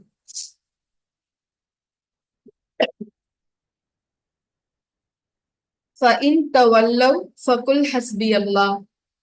فَإِن تَوَلَّوْا, அவர்கள் உன்னை விட்டு ஒதுங்கி விரண்டு ஓடும் போது நீங்க சொல்லுங்க, ஹஸ்பி அல்லாஹ், அல்லாஹ் எனக்கு போதுமானவன் என்று. அப்போ எப்பெல்லாம் மக்களால நிராகரிக்கப்பட்டு நீங்க இருக்கீங்களோ, உங்க பிள்ளைகள் உங்களை நிராகரிக்கிறாங்க, இல்ல உங்க நண்பர்கள் திடீர்னு உங்ககிட்ட ஒரு நிராகரிப்பை வெளிப்படுத்துறாங்க, நீங்க தனிமையா இருக்கிற மாதிரி உணர்றீங்க, இல்ல உங்களுடைய துணைகள் உங்க நிராகரிக்கிறாங்க, உங்களை நாடி வரல, உங்களை அவங்க விரும்பல, உங்களை ஒதுக்குறாங்க, உங்களுடைய உடன் பிறந்தவங்க உங்களை ஒதுக்குறாங்க, இப்படி மக்களால நீங்க புறக்கணிப்பை சந்திக்கும் போது அல்லாஹ் சொல்லக்கூடிய வார்த்தை, فَإِن تَوَلَّوْا فَقُلْ حَسْبِيَ اللَّهُ. அல்லாஹ் உங்களோடு இருக்கிறான் அப்படிங்கிறத உணருங்க. இப்போ மக்கள் விட்டு நம்ம ஒதுக்கப்படும் போது நம்ம செய்யற நன்மைகளால, நம்ம இஸ்லாத்தை பின்பற்றுறதால, நம்ம கிட்ட இருக்க நல்ல குணங்களால மக்கள் நம்மளை நெருங்க மாட்டேங்கிறாங்க, நம்மள ஒதுக்குறாங்க. ரசுல்லாவை ஏன் ஒதுக்குனாங்க, இஸ்லாத்துக்கு முன்னாடி வரைக்கும் நபி ஸல்லல்லாஹு அலைஹி வஸல்லம் அவங்கள குறைஷிகள் ரொம்ப கொண்டாடினாங்கல்ல, உயர்வான மக்களா வச்சிருந்தாங்கல்ல, அப்படித்தானே? முகமது நபி சொன்னா அப்படியே நம்பினாங்க. ரசுல்லா ஒரு ஹக்க மட்டும்தான் சொன்னாங்க, ஒரே ஒரு உண்மை மட்டும்தான் சொன்னாங்க, அல்லாஹ் ஒருவன் தான் இறைவன், எது சரி அப்படிங்கிறத வழி காமிச்சாங்க. அந்த ஒரு வழிகாட்டுதலுக்காக அவங்களை என்ன செஞ்சுட்டாங்க, அந்த மக்கள் ஒதுக்கிட்டாங்க. இன்னைக்கு நம்ம என்ன செய்யறோம், இதுதான் அல்லாஹ் நம்மளுக்கு நன்மைன்னு வழிகாட்டி இருக்கான், ஆனா அந்த நன்மையை நம்ம செஞ்சா இந்த மக்கள் நம்ம கிட்ட சேர மாட்டாங்க. இப்ப ஏதோ ஒரு ஹராமான ஒரு விஷயத்துக்கு நம்மள அழைக்கிறாங்க, நம்ம போகல அப்படின்னா என்ன நினைப்பாங்க, போகல அப்படின்னா என்ன நினைப்பாங்க, நம்மள ஒதுக்கிடுவாங்களோ, நம்மள அவங்கள ஒரு ஆளா நம்மள நினைக்க மாட்டாங்க. அப்படிதானே இன்னைக்கு நம்ம வீட்டுல நிறைய பிள்ளைங்களுக்கு நம்ம நிறைய நல்ல பழக்கங்களை சொல்லி கொடுத்துதான் வளர்க்கிறோம். வெளியில போனதுக்கு அப்புறம் அவங்க எப்படி தீய பழக்கங்களுக்கு அடிமையாகுறாங்க, அவங்க ஒரு கெட் டுகெதருக்கு போகும்போது நம்ம பிள்ளைங்களையும் கூப்பிடுவாங்க, வரலன்னு சொன்னா அடுத்த அந்த கூட்டத்தோட நம்ம சேர முடியாது, நம்மள ஒதுக்கிடுவாங்க, அப்ப அதுக்காக போகணும். ஆனா அப்படிப்பட்ட சூழல்ல நம்ம பிள்ளைகளுக்கு சொல்லி கொடுக்க வேண்டிய விஷயம் என்னன்னா, நீ அல்லாஹுக்காக ஒரு சூழல்ல இருந்து நீ தனிமைப்படுத்தப்படுறனா, ஹஸ்பி அல்லாஹ், அல்லாஹ் உனக்கு போதுமானவன்னு சொல்லு, அல்லாஹும் கூட இருக்கான் அப்படிங்கிறத சொல்லு அப்படிங்கிறத நம்ம கத்துக் கொடுக்கணும். சரி, இப்ப ரெண்டாவது, மக்கள் எல்லாம் நம்மளை விரட்டும் போது, இல்ல நம்ம ஒரு ஒரு தனிமையை உணரும் போது தவக்கலை நம்ம என்ன செய்யணும், ஆழமா மனசுல பதிச்சுக்கணும். தவக்கல் அப்ப நம்ம சரியான முறையில அதை பிராக்டிஸ் பண்ணல அப்படின்னா நம்மள நிறைய தவறான விஷயங்களுக்கும் தவறான முடிவுக்கும் அது இட்டுச்சு. சரி, அடுத்ததா 3 பார்த்திருக்கோம். 4வதா என்ன அப்படின்னா, பாவங்களுடைய விஷயத்த குறைக்கும் போது அல்லாஹ் மேல அதிகமா நம்ம ஆதரவு வைக்கணும். ஒரு சில பாவங்கள் நம்ம செய்வோம். ஒரு வகுப்புக்கு அப்புறம் இனிமே இதை நம்ம செய்யக்கூடாதுன்னு நம்ம நினைப்போம். ஆனா திரும்ப அதே பாவத்துக்கு நம்ம போவோம். ஒரு கட்டத்துல எப்படி மாறிடுவோம்? நம்மளால இதுல இருந்து வெளிவரவே முடியாது போல அப்படிங்கிறத மாறிடுவோம். அப்போ பாவங்கள்ல இருந்து வெளிவரணும்னு நான் நினைக்கிறேன். நான் நன்மையை மட்டும்தான் செய்யணும்னு நினைக்கிறேன். இனி இந்த தவறின் பக்கம் நான் போகக்கூடாதுன்னு நினைக்கிறேன். நான் அப்படிப்பட்ட சூழல்ல நான் தவக்கல அதிகமா முயற்சி பண்ணணும். அல்லாஹ் அதிகமா சார்ந்திருக்கணும்.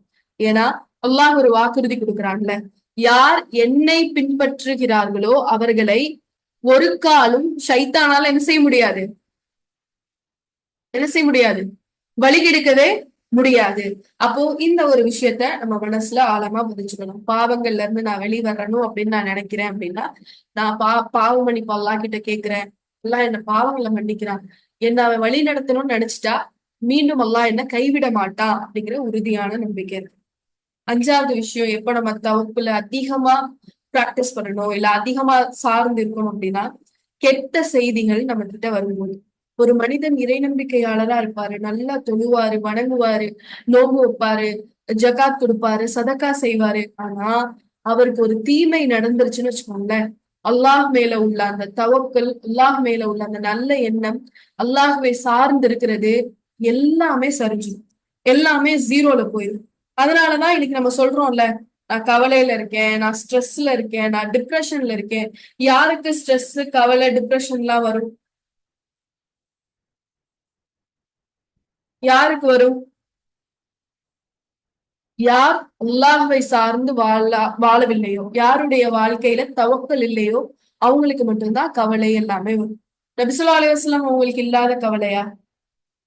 ஆனா அவங்க தன்னுடைய வாழ்க்கையை அடுத்தடுத்த கட்டத்துக்கு எடுத்துட்டு போனாங்களே, ஒரே இடத்துல முடங்கிரலையே.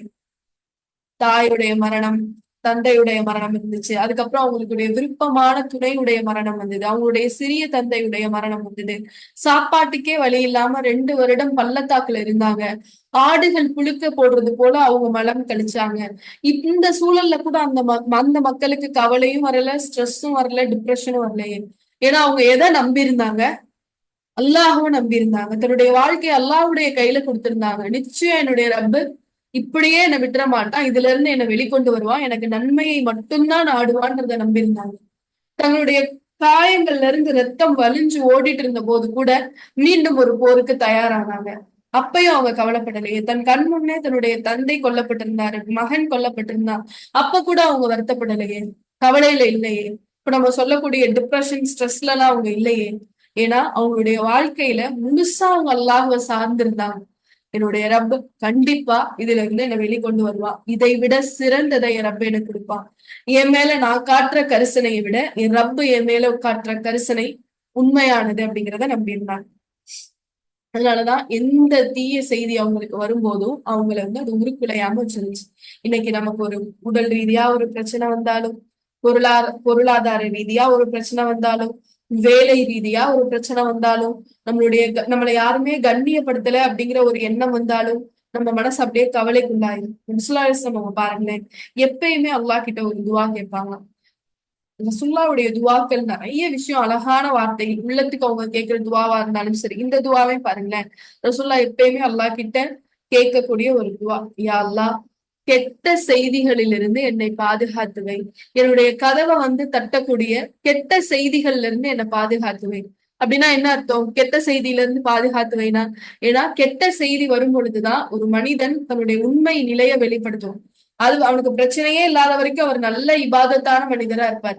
ஒரு தீங்கு அவருக்கு நடந்த உடனேதான் இப்ப அவருடைய இபாதத்தெல்லாம், ஒரு சிலர் இன்னும் அதுல ஈமான் அதிகரிக்கும், ஒரு சிலர் என்ன செஞ்சிருவாங்க, பின்னோக்கி போயிருவாங்க. அப்போ நமக்கு கவலை ஏற்படக்கூடிய நேரத்துல நம்ம தவக்கலை அதிகமா வச்சுக்கணும். நம்ம எல்லாருக்குமே உஹது போர் தெரியும் தானே? உஹது போர் பத்ருக்கு அப்புறம் நடந்தது உஹது போர். உஹது போர்ல முஸ்லிம்களுக்கு நிறைய அடிப்படுது. கிட்டத்தட்ட அந்த போர் வெற்றியும் இல்லாம தோல்வியும் இல்லாத ஒரு சூழல்ல முடியுது. அப்ப போர் உஹது முடிஞ்சு குறைஷிகள் போயிட்டாங்க. இவங்க எல்லாம் மதீனாக்கு வர்றாங்க. ஒவ்வொருத்தருக்கும் காயத்துல அப்படியே ரத்தம் வழிஞ்சு ஓடுது. கண் முன்ன ஷஹீதுகள் இருக்காங்க. 70க்கும் மேற்பட்ட மனிதர்கள் அங்க ஷஹீத் ஆகுறாங்க. நபித்தோழர்கள் எல்லாரும் அங்க குவிச்சு வச்சிருக்காங்க. ஒவ்வொருத்தருடைய இழப்பும் அவங்களுக்கே ரொம்ப பயங்கரமானதா இருக்கு. அப்போ அந்த நேரத்துல அங்க இருந்த முனாஃபிக்குகள் என்ன செய்யறாங்க, திரும்ப இந்த இஸ்லாமியர்களை பயமுறுத்தணும்னு நினைச்சிட்டு சொல்றாங்க, மீண்டும் குறைஷிகள் அவங்களுடைய படையை திரட்டிட்டு வர்றாங்க. மீண்டும் குறைஷிகள் என்ன செய்யறாங்க, அவங்களுடைய படையை திரட்டிட்டு வராங்க, நீங்க தயாராகுங்கன்னு சொல்றாங்க. இப்ப சொன்ன உடனே என்ன ஆகுது அப்படின்னா, அந்த காயங்கள்ல இருந்து ரத்தம் வழிஞ்சு ஓடிட்டு இருந்தா கூட சில சஹாபாக்கள் என்ன செய்ய ஆரம்பிச்சிடுறாங்க, போருக்கு தயாராகி தங்களுடைய காயங்கள்ல கட்ட கட்டிட்டு சரியாகி போறாங்க. இப்ப இந்த மனிதர்களை பத்தி அல்லாஹ் குர்ஆன்ல சொல்லும் போது சொல்றான், அதுல ஒரு சிலர் பயந்தாங்க, ஆனா ஒரு சிலர் மீண்டும் போருக்கு தயாரானாங்க. இவங்க யார் அப்படின்னா, தவக்கல முழுக்க முழுக்க அல்லாஹ் கிட்ட வச்ச மக்கள், அல்லாஹ் ஒருவனே எங்களுக்கு வெற்றி கொடுப்பான் அப்படிங்கிறத உறுதியா நம்பின மக்கள் அப்படின்னு சொல்லி. அப்போ நம்ம தவக்கல எப்ப ஃபாலோ பண்ணணும், நமக்கு நம்ம விரும்பாத செய்திகள் நம்ம காதுக்கு வரும்போது கூட, நமக்கு கஷ்டத்தை ஏற்படுத்துற செய்தி நமக்கு வரும்போது கூட என்ன பண்ணணும், தவக்கல அதிகமா நம்ம முயற்சி பண்ணக்கூடிய மக்களா இருக்கணும். இப்படி பண்றதால என்ன நன்மை, தவக்கலை நான் வெளிப்படுத்துறேன், ஒவ்வொரு நேரமும் நான் அதை உணர்றேன், நான் அதை பிராக்டிஸ் பண்றேன் அப்படின்றதுனால எனக்கு என்ன நன்மை கிடைக்கும்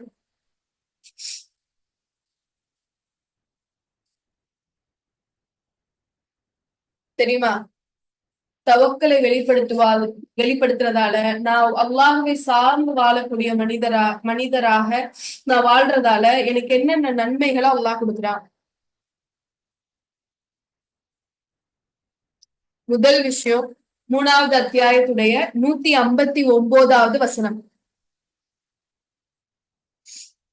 3வது அத்தியாயத்துடைய 159வது வசனம். உள்ளம் அமைதி பெறும். மாஷா அல்லாஹ், அது ஒரு விஷயம்தான். அதுவும் இதுல ஒண்ணு.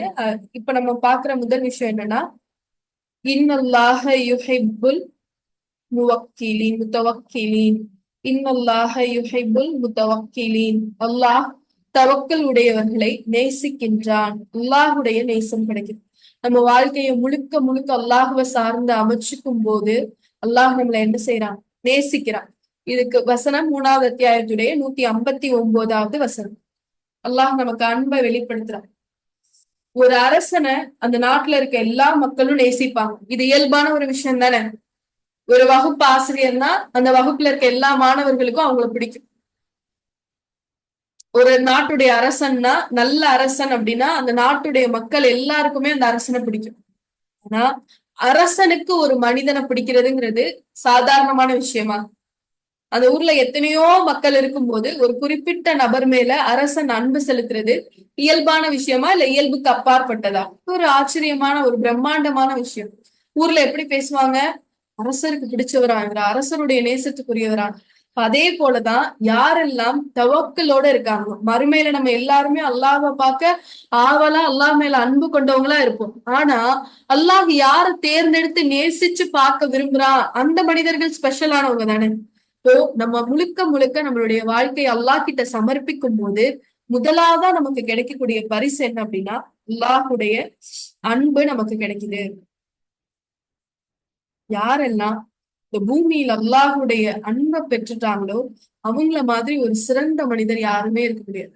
யாருக்கெல்லாம் அல்லாஹுடைய அன்பு கிடைக்கலையோ அவங்க எவ்வளவு செல்வந்தரா இருந்தாலும் அல்லாஹுடைய பார்வையில ஏழைதான். அவங்க எவ்வளவு பலசாலியா இருந்தாலும் அல்லாஹுடைய பார்வையில பலகீனமானவங்க தான். அவங்க எவ்வளவு அழகா இருந்தாலும் அல்லாஹுடைய பார்வையில அசிங்கமானவங்க தான். அவங்க உயிரோட வாழ்ந்தாலும் அல்லாஹுடைய பார்வையில அவங்க மரணிச்சு போனவங்க தான். தவக்கலோட இருக்கிறவங்க, அல்லாஹ் முழுமையா சார்ந்து வாழக்கூடியவங்களுக்கு அல்லாஹ் கொடுக்கக்கூடிய அன்பளிப்பு, அல்லாஹுடைய அன்பு அவங்களுக்கு கிடைக்கும். நம்ம நிறைய பயான்ல இது நம்ம முன்னமே நம்ம நினைவுபடுத்திருக்கோம். அல்லாஹுடைய அன்பு அப்படிங்கிறது மனிதர்களுடைய அன்புக்கு அப்பாற்பட்ட அன்பு. அல்லாஹ் ஒரு அடியான நேசிக்க ஆரம்பிச்சுட்டா அப்படின்னா ஜிப்ரீல் அலைஹிஸ்ஸலாம் அவங்களை கூப்பிட்டு சொல்லுவாங்க, இங்க இருக்கக்கூடிய ஆயிஷாவை, இங்க இருக்கக்கூடிய நிஷாவை, இங்க இருக்கக்கூடிய ஃபாத்திமாவை அப்படி பேர் சொல்லி குறிப்பிட்டு இந்த மனிதர்களை நான் நேசிக்கிறேன், அதனால நீங்களும் நேசிங்கன்னு அவங்க சொல்லுவோம். ஜிப்ரீல் அலைஹிஸ்ஸலாம் என்ன செய்வாங்க, வானத்துல இருக்கக்கூடிய ஒட்டுமொத்த மலக்குமார்களையும் கூப்பிட்டு வச்சு அப்ப அவங்க கிட்ட ஜிப்ரீல் அலைஹிஸ்ஸலாம் சொல்லுவாங்க, இந்த பேர் சொல்லி இந்த அடியார அல்லாஹ் நேசிக்கிறான், அதனால நானும் நேசிக்கிறேன், நீங்களும் நேசிங்க. அப்போ மலக்குமார்கள் எல்லாரும் அவரை நேசிக்க ஆரம்பிச்சிருவாங்க. அப்புறம் என்ன நடக்கும்? பூமியில இருக்கக்கூடிய ஒவ்வொரு மனிதருடைய உள்ளத்திலும் இவரை பத்தி அன்பு போடப்படும். இவரை பார்க்கும் போதே அவங்க இப்ப எப்படி பார்க்க ஆரம்பிப்பாங்க? அன்பா பார்க்க ஆரம்பிப்பாங்க. இதுதான் அல்லாஹுடைய அன்புக்கு உதாரணம். இன்னொரு ஒரு நபிமொழியில பாருங்க, அல்லாஹ் சொல்றான், எந்த ஒரு அடியான் என்னை நேசிச்சு என்னை நெருங்கி வரானோ நானும் அவனை நேசிக்கிறேன். கடைசியில அவன் நடக்கின்ற காலாகவும் அவன் பார்க்கின்ற பார்வையாகவும் அவனுடைய கையாகவும் நானே மாறிடுறேன்னு சொல்லுவான். எப்படி நம்ம காலும் கையும் பார்வையுமா அல்லாஹ் மாற முடியும்? அப்ப அவர் பார்க்கும்போது அல்லாவுக்கு விருப்பமானதான் பார்ப்பாரு, செய்யும் போதே அல்லாவுக்கு விருப்பமானதுதான் செய்வாரு. அல்லாவுக்கு விருப்பமான செயல்கள் இருக்கக்கூடிய திசையை நோக்கிதான் இவர் நடப்பார். அல்லாஹ் நம்மளை நேசிக்க ஆரம்பிச்சுட்டான்னா அல்லாஹ் நம்ம கூடயே இருக்க. அல்லாஹ் சொல்றான், உனக்கு நான் பாதுகாப்பு வழங்குறேன், உன்னுடைய துவாக்களை நான் ஏத்துக்கிறேன். யார் அல்லாவை நேசிச்சு அல்லாவுடைய நேசத்தையும் பெறாங்களோ அவங்களுக்கு அல்லாவுடைய பாதுகாப்பு இருக்கு, அவங்களுடைய துவாக்கள் அங்கீகரிக்கப்படும். அல்லாஹ் நமக்கு ஒரு வாக்குறுதி கொடுக்குறேன். அப்போ தவக்குல் அல்லாஹுவ சார்ந்து இருக்கிறதால நமக்கு கிடைக்கிற முதல் விஷயம், இன்னல்லாஹ யுஹிப்புல் முத்தவக்கிலீன், அல்லாஹ் தன்னை சார்ந்திருப்பவர்களை நேசிக்கின்றான். ரெண்டாவது என்ன அப்படின்னா, யார் அல்லாஹுவை முழுக்க முழுக்க சார்ந்து இருக்கிறாங்களோ அவங்களுக்கு அவர்களுடைய எதிரிகளுக்கு எதிராக அல்லாஹ் இவங்களுக்கு ஒரு வெற்றி கொடுப்பான். இப்ப நான் முழுசா அல்லாவை சார்ந்து இருக்கேன், நான் எந்த போருக்கும் போகலையே, இப்ப என்னுடைய எதிரிகளை நான் வெல்றதுக்கு இங்க போர்லதான் எதிரிகள்னு இல்லை, நம்ம சக வாழ்க்கையிலேயே நமக்கு எதிராக ஒரு சில மனிதர்கள் செயல்பட்டுட்டு இருப்பாங்களே, நம்ம நல்லா இருக்க கூடாதுங்கிறதுக்காக சூழ்ச்சி செஞ்சுட்டு இருப்பாங்களே, அந்த மனிதர்களுக்கு எதிராக அல்லாஹ் நம்மளுக்கு என்ன செய்வானா? வெற்றியை கொடுப்பானா. பனு இஸ்ரவேலர்ல பனு இஸ்ரவேலர்களை மூசா அலைஹிஸ்ஸலாம் அவங்க ஃபிரௌன் கிட்ட இருந்து காப்பாத்தி கொண்டு வந்து ஒரு ஊருக்கு கூட்டிட்டு போறாங்கல்ல, அவங்களுக்கு அங்க மண்ணு செல்வா உணவெல்லாம் கிடைக்குதுல்ல. அப்ப அந்த ஊர்ல இருக்கும்போது அல்லாஹ் அவங்களுக்கு ஒரு கட்டளை இடுறான், போரிட சொல்லி. அநியாயம் செய்யக்கூடிய மனிதர்களுக்கு எதிராக போரிட சொல்லி அல்லாஹ் ஒரு கட்டளை இடுறான். அப்ப கட்டளை இட்ட உடனே அங்க இருக்க மக்கள் என்ன செஞ்சிடறாங்க? பனு இஸ்ரவேலர்கள் போரிட முடியாதுன்னு சொல்லிடுறாங்க. எங்களால முடியாது அப்படின்னு சொல்லிடுறாங்க. இருக்கிறதுலே ரொம்ப நன்றி கெட்ட கூட்டம்னா பனு இஸ்ரவேலர்கள் தான். ஃபிரௌன் கிட்ட இருந்து வெளியில வந்தாங்க, கடல் பிளந்து கடல் வழியா பாதுகாக்கப்பட்டாங்க, வானத்துல இருந்து உணவு கொடுக்கப்பட்டுச்சு. எல்லா அத்தாட்சிகளையும் பார்த்ததுக்கு அப்புறம் என்ன செய்யல அவங்க? அல்லாஹ் சொன்ன கூட்டத்துக்கு எதிராக போரிட போகல.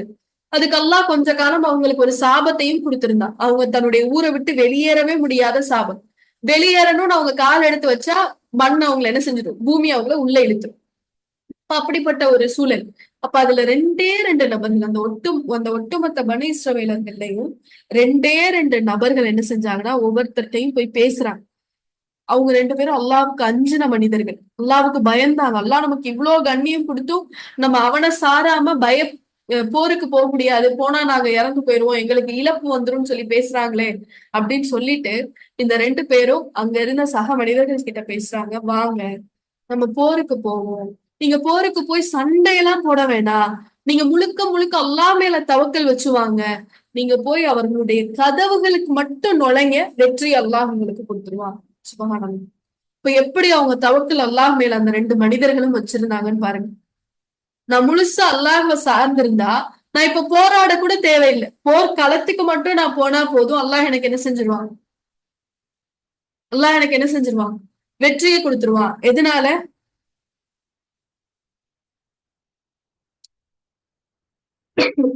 எதனால? நான் அல்லாஹ் மேல வச்சிருந்த தவக்கலால. நான் என்னுடைய ரப்புக்காக தான் போறேன். என் ரப்ப என்ன செய்ய மாட்டான்? ஒரு காலமும் என்ன நிராகரிக்க மாட்டான், என்ன விட்டுற மாட்டான். அவங்க அல்லாஹ் மேல வச்சிருந்த அந்த தவக்கல் காரணமாக அவங்க சொல்லக்கூடிய வார்த்தை இது. நீங்க போங்க, அந்த எதிரிகளுடைய வாசலுக்கு போங்க, அல்லாஹ் அவங்களுக்கு என்ன செஞ்சிருவான்? வெற்றியை கொடுத்துருவான் அப்படின்னு சொன்னாங்க. ஒரே நிமிஷம்.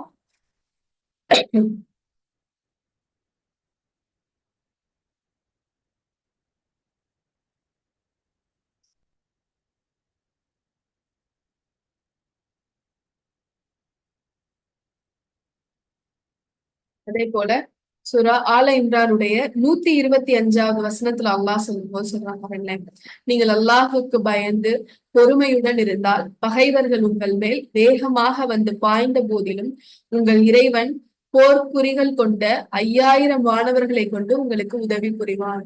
பத்ர்ல இவங்க முதல்ல நபி ஸல்லல்லாஹு அலைஹி வஸல்லம் அவங்களும் சஹாபாக்களும் போகும்போது சொற்பமான மக்கள் தான் இருந்தாங்க, எதிரிகள் கூட்டம் இருந்தாங்க. ஆனா அந்த போர்க்களத்துல அல்லாஹ் அவங்களுக்கு யாரை கொண்டு உதவி செஞ்சா? வானவர்களை கொண்டு உதவி செஞ்சா, மலக்குமார்களை கொண்டு உதவி செஞ்சா. இந்த உதவி அவங்களுக்கு எதனால கிடைச்சிச்சு? முழுமையா அவங்கள யாரு சார்ந்திருந்தாங்க அப்படின்னா அல்லாஹுவ முழுக்க முழுக்க சார்ந்திருந்த காரணத்தினாலதான் அவங்களுக்கு அந்த வெற்றி வந்து கிடைச்சிச்சு. அடுத்து நம்ம தவக்கலோட இருக்கிறதால என்ன நமக்கு கிடைக்கும் அப்படின்னா, என்ன பரிசு அல்லாஹ் கொடுக்குறான் அப்படின்னா, நம்ம நஃப்ஸோட நம்மளுக்குரிய போராட்டத்தை அல்லாஹ் இலகுவாக்குறான். நம்ம செய்யற போராட்டங்கள்லயே ரொம்ப கஷ்டமான போராட்டம் எதுனா நம்ம நஃப்ஸு கூட நம்ம போராடுறதுதான். இது சரி இது தப்புன்னு செஞ்சதுக்கு அப்புறம், தெரிஞ்சதுக்கு அப்புறம் தப்பின் பக்கம் நெருங்க விடாம நம்ம மனசை தடுக்கிறோம் தெரியுமா? அந்த போராட்டம் தான் இருக்கிறதுலே பெருசு. யார் ஒருவர் தவக்கலோட இருக்காங்களோ, முழுமையா தன்னுடைய வாழ்க்கைய அல்லாஹ் கிட்ட ஒப்படைச்சிருக்காங்களோ, அந்த மனிதர்களுக்கு இந்த பாவங்கள் செய்ய விடாம அந்த உள்ளம் செய்யற போராட்டத்தை அல்லாஹ் என்ன செய்வானா? இலகுவாக்கி கொடுப்பான். அடுத்து பாருங்க, தவக்கலோட இருக்கிறதால நமக்கு ஏற்படக்கூடிய நன்மைகள், அல்லாஹ் நம்மளுக்கு கொடுக்கக்கூடிய அன்பளிப்பு என்னன்னா, உள்ளம் அமைதியா இருக்கு. உள்ளம் என்ன செய்யாது? தத்தளிக்கவே தத்தளிக்காது, எந்த ஆறாவாரமும் இருக்காது. எப்பயுமே ஒரு அமைதி. ஒரு நம்ம ஒரு காடுகள் நடந்து போகும்போது நம்ம ட்ரெக்கிங் எல்லாம் போனோம்னா ஒரு விதமான அமைதியை நம்ம உணர்வோம் தெரியுமா? சுத்தி முத்தி எந்த சவுண்டு எந்த சச்சரவும் இல்லாத ஒரு அமைதி. அதே போல ஒரு அமைதிய அல்லாஹ் யாருக்கு கொடுக்குறான் அப்படின்னா, இந்த தக்வாவுடைய உள்ளத்துக்கு, தவக்குல் உடைய உள்ளத்துக்கு அல்லாஹ் கொடுக்குறான். தன்னை சுத்தி எவ்வளவு விஷயம் நடந்தாலும் இந்த உள்ளம் மட்டும் அமைதியா இருக்கு. அப்படி ஒரு உள்ளம் தான் யாருக்கு இருந்துச்சு? யாருக்கு இருந்துச்சு? இப்ராஹிம் நபிக்கு இருந்துச்சு. தன்னை சுத்தி அவ்வளோ பிரச்சனை, நெருப்புக்கு முன்னாடி கொண்டு போய் நிப்பாட்டி இருந்தாங்க, அப்ப கூட அவங்க மனசு பதறலையே, அமைதியா தானே இருந்தது. ஏன் அவங்களால எப்படி அமைதியா இருக்க முடிஞ்சுச்சு? நம்மளா இருந்தா என்ன செஞ்சிருப்போம்? கத்தி கூச்சல் போட்டு எப்படியாவது அங்கிருந்து தப்பிச்சு போயிடணும் என்னென்ன செஞ்சிருப்போம். ஆனா அவங்க எப்படி இருந்தாங்க? ரொம்ப நிதானமா இருந்தாங்க. ஏன்னா இந்த நெருப்புல இருந்து என்ன பாதுகாக்க போறது யாரு? என்னுடைய ரப் அப்படிங்கிற ஒரு நம்பிக்கை. சில சமயங்கள்ல நம்மளுக்கு இந்த நம்பிக்கை எப்படி தோணும்னா, முட்டாள்தனமா தோணும். அது எப்படி நெருப்பு முன்னாடி நெருப்புல போட போறோம்னு தெரிஞ்சதுக்கு அப்புறமும் கூட ஒரு மனிதரால இந்த அளவுக்கு அல்லாஹ்வை சார்ந்து இருக்க முடியும்? நம்மளால முடியாது. இன்னைக்கு இன்னைக்கு நமக்கு டவுட் இருக்கும் தானே? அல்லாஹ்வை நான் முழுமையா சார்ந்திருக்கேன்னு நினைச்சிட்டு என்னால நெருப்புல குதிக்க முடியுமா? நான் அங்கிருந்து எப்படியாவது தப்பிச்சு போயிடணும்னு தானே நினைக்கிறேன். இதெல்லாம் அதிகப்படியான முயற்சியால ஏற்படக்கூடிய எண்ணம். அல்லாஹ்வை இந்த அளவுக்கு சார்ந்து இருக்கிறது. தீங்கு வந்தா கூட, தீங்கு கண் முன்னாடி இருந்தா கூட இது என்னை வந்து தீண்டாது. ஏன்னா எனக்கும் என்னுடைய ரப்புக்கும் உள்ள உறவு அந்த அளவு ஸ்ட்ராங்கா இருக்கு. நான் அந்த அளவு அல்லாஹ்வை என்ன செஞ்சிருக்கேன்? முழுமையா நம்பி இருக்கேன். இப்ப இப்படி ஒரு தவக்கல் நம்ம மனதுக்குள்ள வந்துருச்சுன்னு வச்சுக்கோங்களேன், நம்மளுக்கு எந்த ஒரு விஷயமும் பாரமா தெரியாது. நமக்கு ஒரு நோய் வந்தா கூட அந்த நோயை நினைச்சு பயப்பட மாட்டோம். மரணம் அல்லாஹ் எல்லாத்துக்கும் கொடுக்கறதுதான் அப்படிங்கிற ஒரு யதார்த்தமான ஒரு எண்ணம் வந்து சதக்கா செய்யறதுக்கு நமக்கு எந்த தயக்கமும் இருக்காது. தவக்கல் வந்துட்டா எனக்கான ரிஸ்க என் ரப்ப என்கிட்ட கொண்டு வந்து சேர்ப்பான், கொடுக்கறதால எனக்கு ஏழ்மை வராது அப்படிங்கிற ஒரு உறுதியான எண்ணம் இருக்கு. தொழுகும் போது அவங்க தொழுகை உயிரோட்டமான தொழுகையா மாறிடும் தவக்கல் இருந்தா. நான் இங்க 1/2 மணி நேரம் நின்று தொழுதுட்டு போறதால என்னுடைய பிசினஸ் எந்த பாதிப்பும் அடையாது. ஏன்னா நான் யார சார்ந்திருக்கேன்? முழுசா அல்லாஹுவ சார்ந்திருக்கேன். எனக்கு எந்த இழப்பும் வராது. இப்ப பாருங்க, தவக்கல் ஒரு மனிதரை உண்மையான பலசாலியா மாத்து. அல்லாஹ் நம்ம முழுசா சார்ந்து இருக்க இருக்க நம்மளை எப்படி மாத்துது? அது ரொம்ப பலமிக்க மனிதர்களா மாத்துது. சூரா ஹூதுல ஆது சமூகத்துக்கிட்ட அந்த தூதர் பேசின விஷயங்களை அல்லாஹ் கொண்டு வரான். சூரா ஹூத் 11வது அத்தியாயத்துல இருந்து 53வது வசனத்துல இருந்து நீங்க அப்படியே ரீட் பண்ணிட்டே வந்தீங்கன்னா தெரியும். அப்ப அந்த மக்கள் அந்த தூதர்கிட்ட சொல்றாங்க, நீ எங்களுக்கு எந்த தெளிவான ஆதாரமும் நீ கொண்டு வரல. நீ எங்களுக்கு எந்த தெளிவான ஆதாரமும் நீ கொண்டு வரல. உங்களை நான் நம்ப முடியாது. நீ வந்து ஏதோ உனக்கு ஒரு ஷைத்தானோட தீண்டுதல்னால நீ இப்படி பேசிட்டு இருக்க அப்படின்னு சொல்லி அந்த தூதரை அவங்கள பரிகாசம் பண்ணாங்க. அப்போ அந்த தூதர் சொன்ன வார்த்தை பாருங்களேன், நான் அல்லாஹ்வை சாட்சி வைக்கிறேன். நீங்க எல்லாரும் சேர்ந்து, இந்த ஒட்டுமொத்த மக்களும் சேர்ந்து நீங்க எனக்கு எதிரா என்ன வேணாலும் முயற்சி பண்ணிக்கோங்க, எதுவும் எனக்கு நடக்காது. இந்த அளவுக்கு ஒருத்தர் அந்த வார்த்தையை வெளிப்படுத்துறாரு அப்படின்னா அவர் மனசுல எந்த அளவுக்கு தவக்கல் ஊறி போயிருக்கு. ஜாபிர் அலி ஜாபிர் அலி அல்லாஹ்னு சொல்லக்கூடிய ஒரு நபிமொழி, எப்பயுமே நாங்க நபி ஸல்லல்லாஹு அலைஹி வஸல்லம் அவங்களுடைய போருக்கு போவோம். போருக்கு போயிட்டு வரும்போது, இல்ல நாங்க பயணம் ஹூத் வந்து 11வது அத்தியாயத்துடைய 53வது வசனம். நாங்க போருக்கு போயிட்டு வரும்போது அங்க ஒரு பெரிய மரம் ஒண்ணு இருக்கும், நிழல் தரக்கூடிய மரம். அந்த மரத்துலதான் நபி ஸல்லல்லாஹு அலைஹி வஸல்லம் அவங்க என்ன செய்வாங்கன்னா ஓய்வெடுப்பாங்க கொஞ்ச நேரம். ஓய்வெடுக்கும் போது அவங்களுடைய வாளை மரத்துல தொங்க விட்டுட்டு ஓய்வெடுப்பாங்க. அப்படி ஒரு முறை அவங்க ஓய்வு எடுத்துட்டு இருக்கும் போது அங்க இருந்து ஒரு என்ன செய்யறாரு, ஒரு குறைஷி வந்ததாரு. குறைஷி வந்து என்ன செஞ்சாரு, அந்த வாளை எடுத்து நபி ஸல்லல்லாஹு அலைஹி வஸல்லம் அவங்க கழுத்துக்கிட்ட வைக்கிறாங்க. வச்ச உடனே நபி ஸல்லல்லாஹு அலைஹி வஸல்லம் அவங்க கண்ணை முழிச்சு பாக்குறாங்க, அவங்களுடைய வாள் அவங்களுடைய கழுத்துக்கிட்ட இருக்கு. அப்ப அந்த மனிதர் கேக்குறாரு, இப்போ உன்னை காப்பாத்த போறது யாரு என்கிட்ட இருந்து அப்படின்னு. சொன்ன உடனே நபி ஸல்லல்லாஹு அலைஹி வஸல்லம் அவங்க ஒரே ஒரு வார்த்தையை தான் சொல்றாங்க. யாரு சொல்றாங்க? அல்லாஹ் அப்படின்னு சொல்லி சொல்றாங்க. சொன்ன உடனே அவர் கை நடுங்கி என்ன செஞ்சிடறாரு, வாழை கீழே போட்டுறாரு. அல்லாஹுடைய வார்த்தை, அந்த அந்த சொல்லே அல்லாஹ் உங்க மனசுல ஒரு பயத்தை ஏற்படுத்துறான். கத்தியை கீழே போட்டுறாரு. கீழே போட்ட உடனே இப்ப நபி ஸல்லல்லாஹு அலைஹி வஸல்லம் அவங்க அந்த வாளை எடுத்து அந்த மனிதருடைய கழுத்துல வச்சு சொல்றாங்க, ஒண்ணு இப்ப காப்பாத்த போறது யாரு? சொன்ன உடனே அந்த மனிதர் சொல்றாரா, என் மேல கொஞ்சம் இரக்கம் காட்டு, என்னை கொன்றாத, என் மேல கருணை காட்டு. இப்ப ரசூலுல்லாஹ் சொன்னாங்களா, நீ இஸ்லாத்தை ஏத்துக்கிறியா? சொல்றாரு, இல்ல நான் இஸ்லாத்தெல்லாம் ஏத்துக்கல. ஆனா நான் மரணிக்கிற வரைக்கும் உங்களுக்கு எதிரா எந்த கூட்டத்தோடையும் சேர்ந்து போராட மாட்டேன்னு ஒரு வாக்குறுதி கொடுக்குறாங்க. ரசூலுல்லாஹ் விட்டுறாங்க.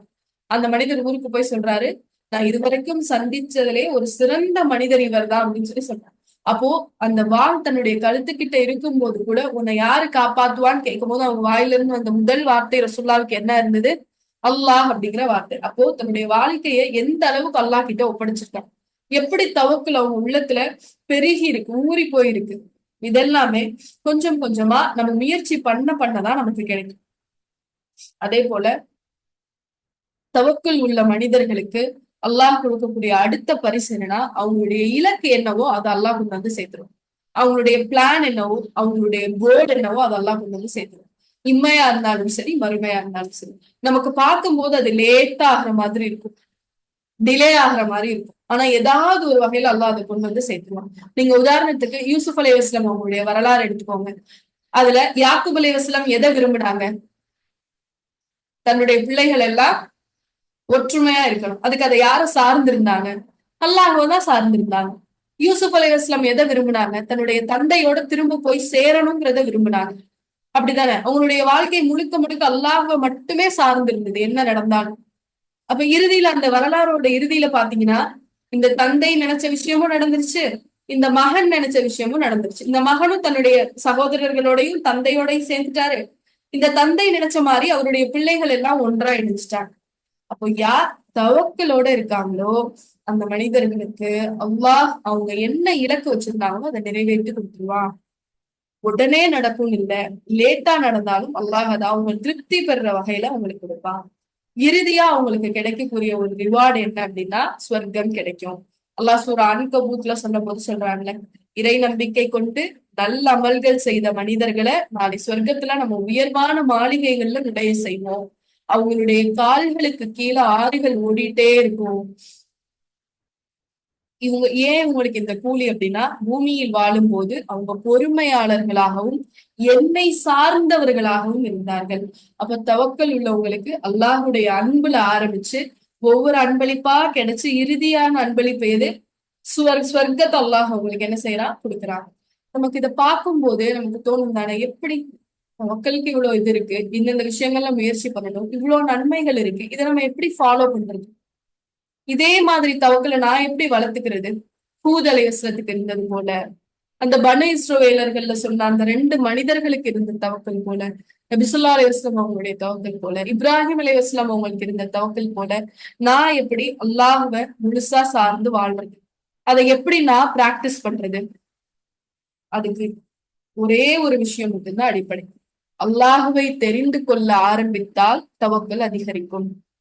ஒரு உதாரணத்துக்கு, நீங்க ஒரு ஃபிளைட்ல போறீங்க, திடீர்னு இப்பதான் ஃபர்ஸ்ட் டைம் நம்ம ஃபிளைட்ல போறோம்னு வச்சுக்கோங்களேன். ஃபிளைட் ஆடுது, ஆடுனா நமக்கு என்ன வந்துடும்? ஆட்டோமேட்டிக்கா பயம் வந்துடும். ஐயோ ஆடுதே, எதுலயும் மாட்டிருச்சோ, இடிக்க போதோ, விழுக போதோ பயம் வரும். ஆனா அதே நேரத்துல அந்த பைலட்டுக்கு அந்த பயம் இருக்குமானா இருக்காது. நம்மளுக்கு வந்து ஏர் ஹோஸ்டஸ் வராங்கல்ல, வந்து தண்ணி இதெல்லாம் நமக்கு சர்வ் பண்றாங்களா, அவங்களுக்கு பயம் இருக்குமான்னு பார்த்தா அவங்களுக்கும் பயம் இருக்காது. அவங்க நார்மலா நடப்பாங்க, போவாங்க, வருவாங்க. ஆனா நம்ம தான் கொஞ்சம் ஆடுனா பயப்படுவோம், இடிச்சிருமோ விழுந்துருமோ. ஆனா அவங்களுக்கு எல்லாம் அந்த பயம் இல்ல. ஏரோப்ளேன் ஓட்டுறவங்களுக்கும் அந்த பயம் இருக்காது. ஏன்னா அவங்களுக்கு எது தெரியும், அவங்களுக்கு அதுல இருக்க எல்லா டெக்னிக்ஸும் தெரியும்.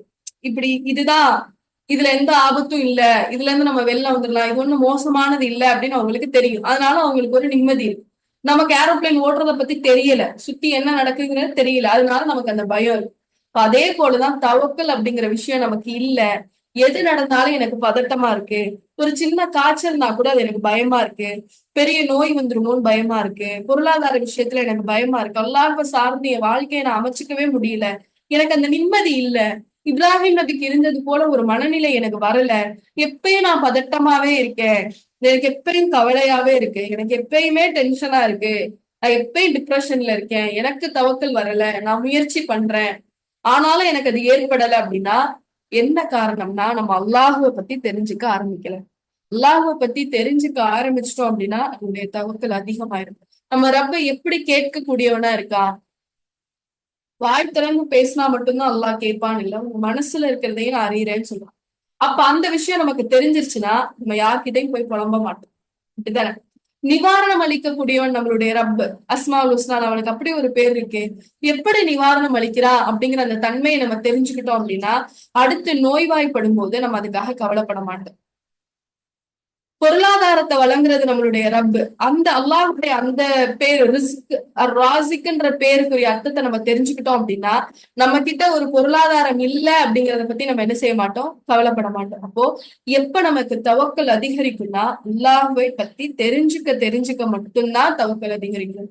எப்படி அல்லாஹ் நேர்வழி காட்டுறா, எப்படி மன்னிக்க கூடியவனா இருக்கா, எப்படி கண்ணியப்படுத்துறவனா இருக்கா, எப்படி அல்லாஹ் இழிவுபடுத்துறா, அல்லாஹ் எப்படி கூலி கொடுக்கிறவனா இருக்கா, அல்லாஹ் எந்த அளவு நியாயமானவனா இருக்கா.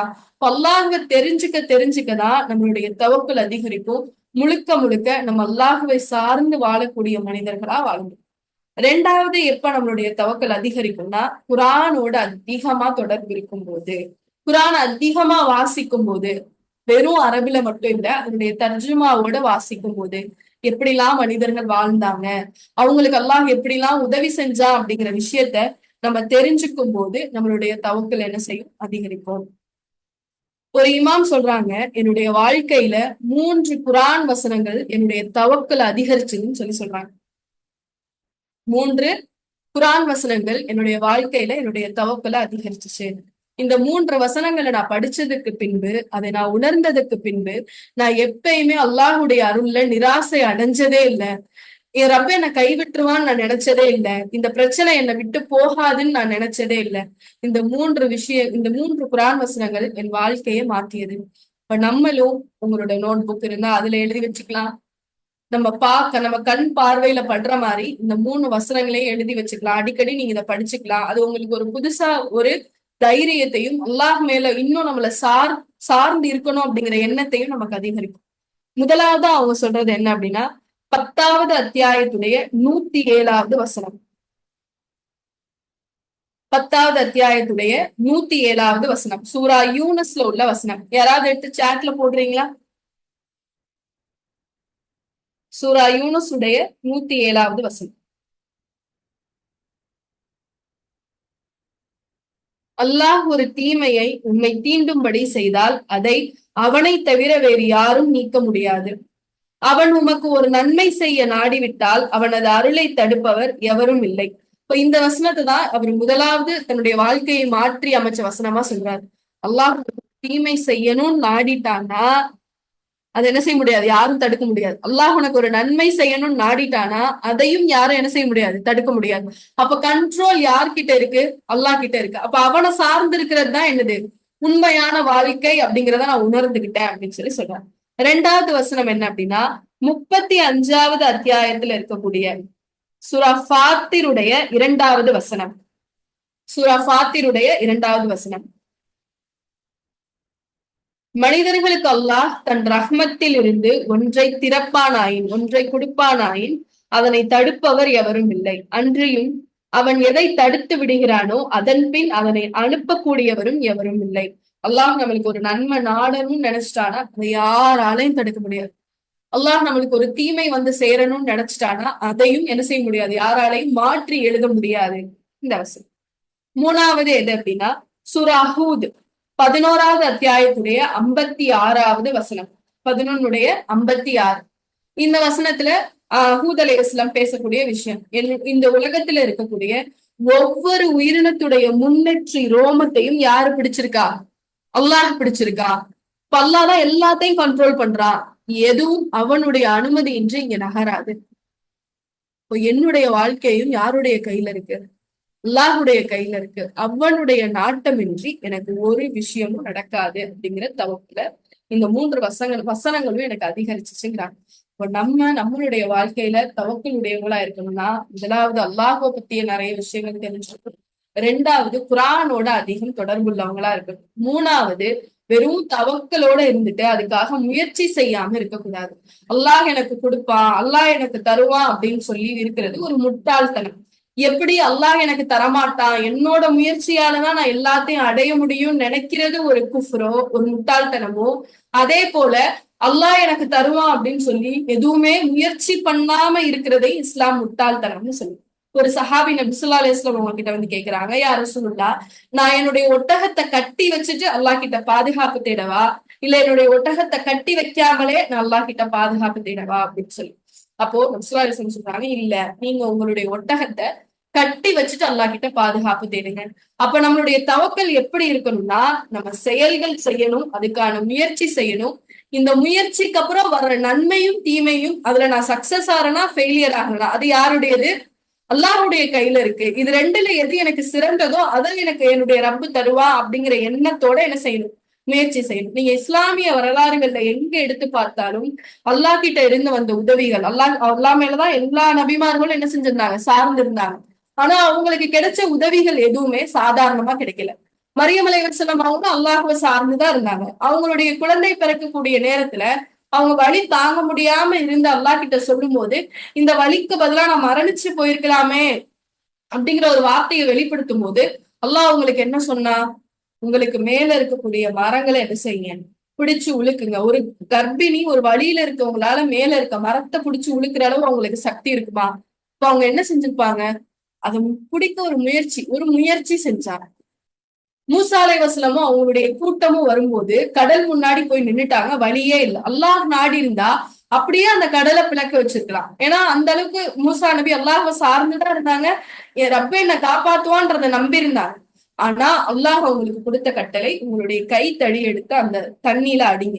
இப்ப ஏதாவது ஒரு முயற்சியை நம்ம வெளிப்படுத்தணும். முயற்சியோட கூடிய தவக்கலை தான் அல்லாஹ் என்ன செய்யறான்? நேசிக்கிறான். ஆனா முயற்சி எந்த வழியில போயிடக்கூடாது? தவறான வழிகள்ல முயற்சி பண்ணிட்டு அல்லாஹ் மேல தவக்கல் வச்சா அல்லாஹ் அதை விரும்ப. புரியுதா? இப்போ அல்லாஹுடைய அன்பை பெற்று தரக்கூடாது. அன்பை பெற்று தரக்கூடிய ஒரு விஷயம், நமக்கு எல்லா விஷயங்கள்லையும் வெற்றியை கொண்டு வந்து சேர்க்கக்கூடியது, மறுமையிலையும் நமக்கு சுவனத்தை பெற்று தரக்கூடிய, அல்லாஹுடைய பார்வையிலே ரொம்ப உயர்வான ஒரு அமல் எது அப்படின்னா அல்லாஹுவை சார்ந்து இருக்கக்கூடிய தவக்கல் அப்படிங்கிற இந்த விஷயம் தான். இப்படிப்பட்ட தவக்கலுடைய மக்களாக அல்லாஹ் உங்களையும் என்னையும் ஆக்கியவர்களும் அப்படிங்கிற பிரார்த்தனையோட இன்ஷா அல்லாஹ் இந்த அமர்வை நிறைவு செய்கிறேன்.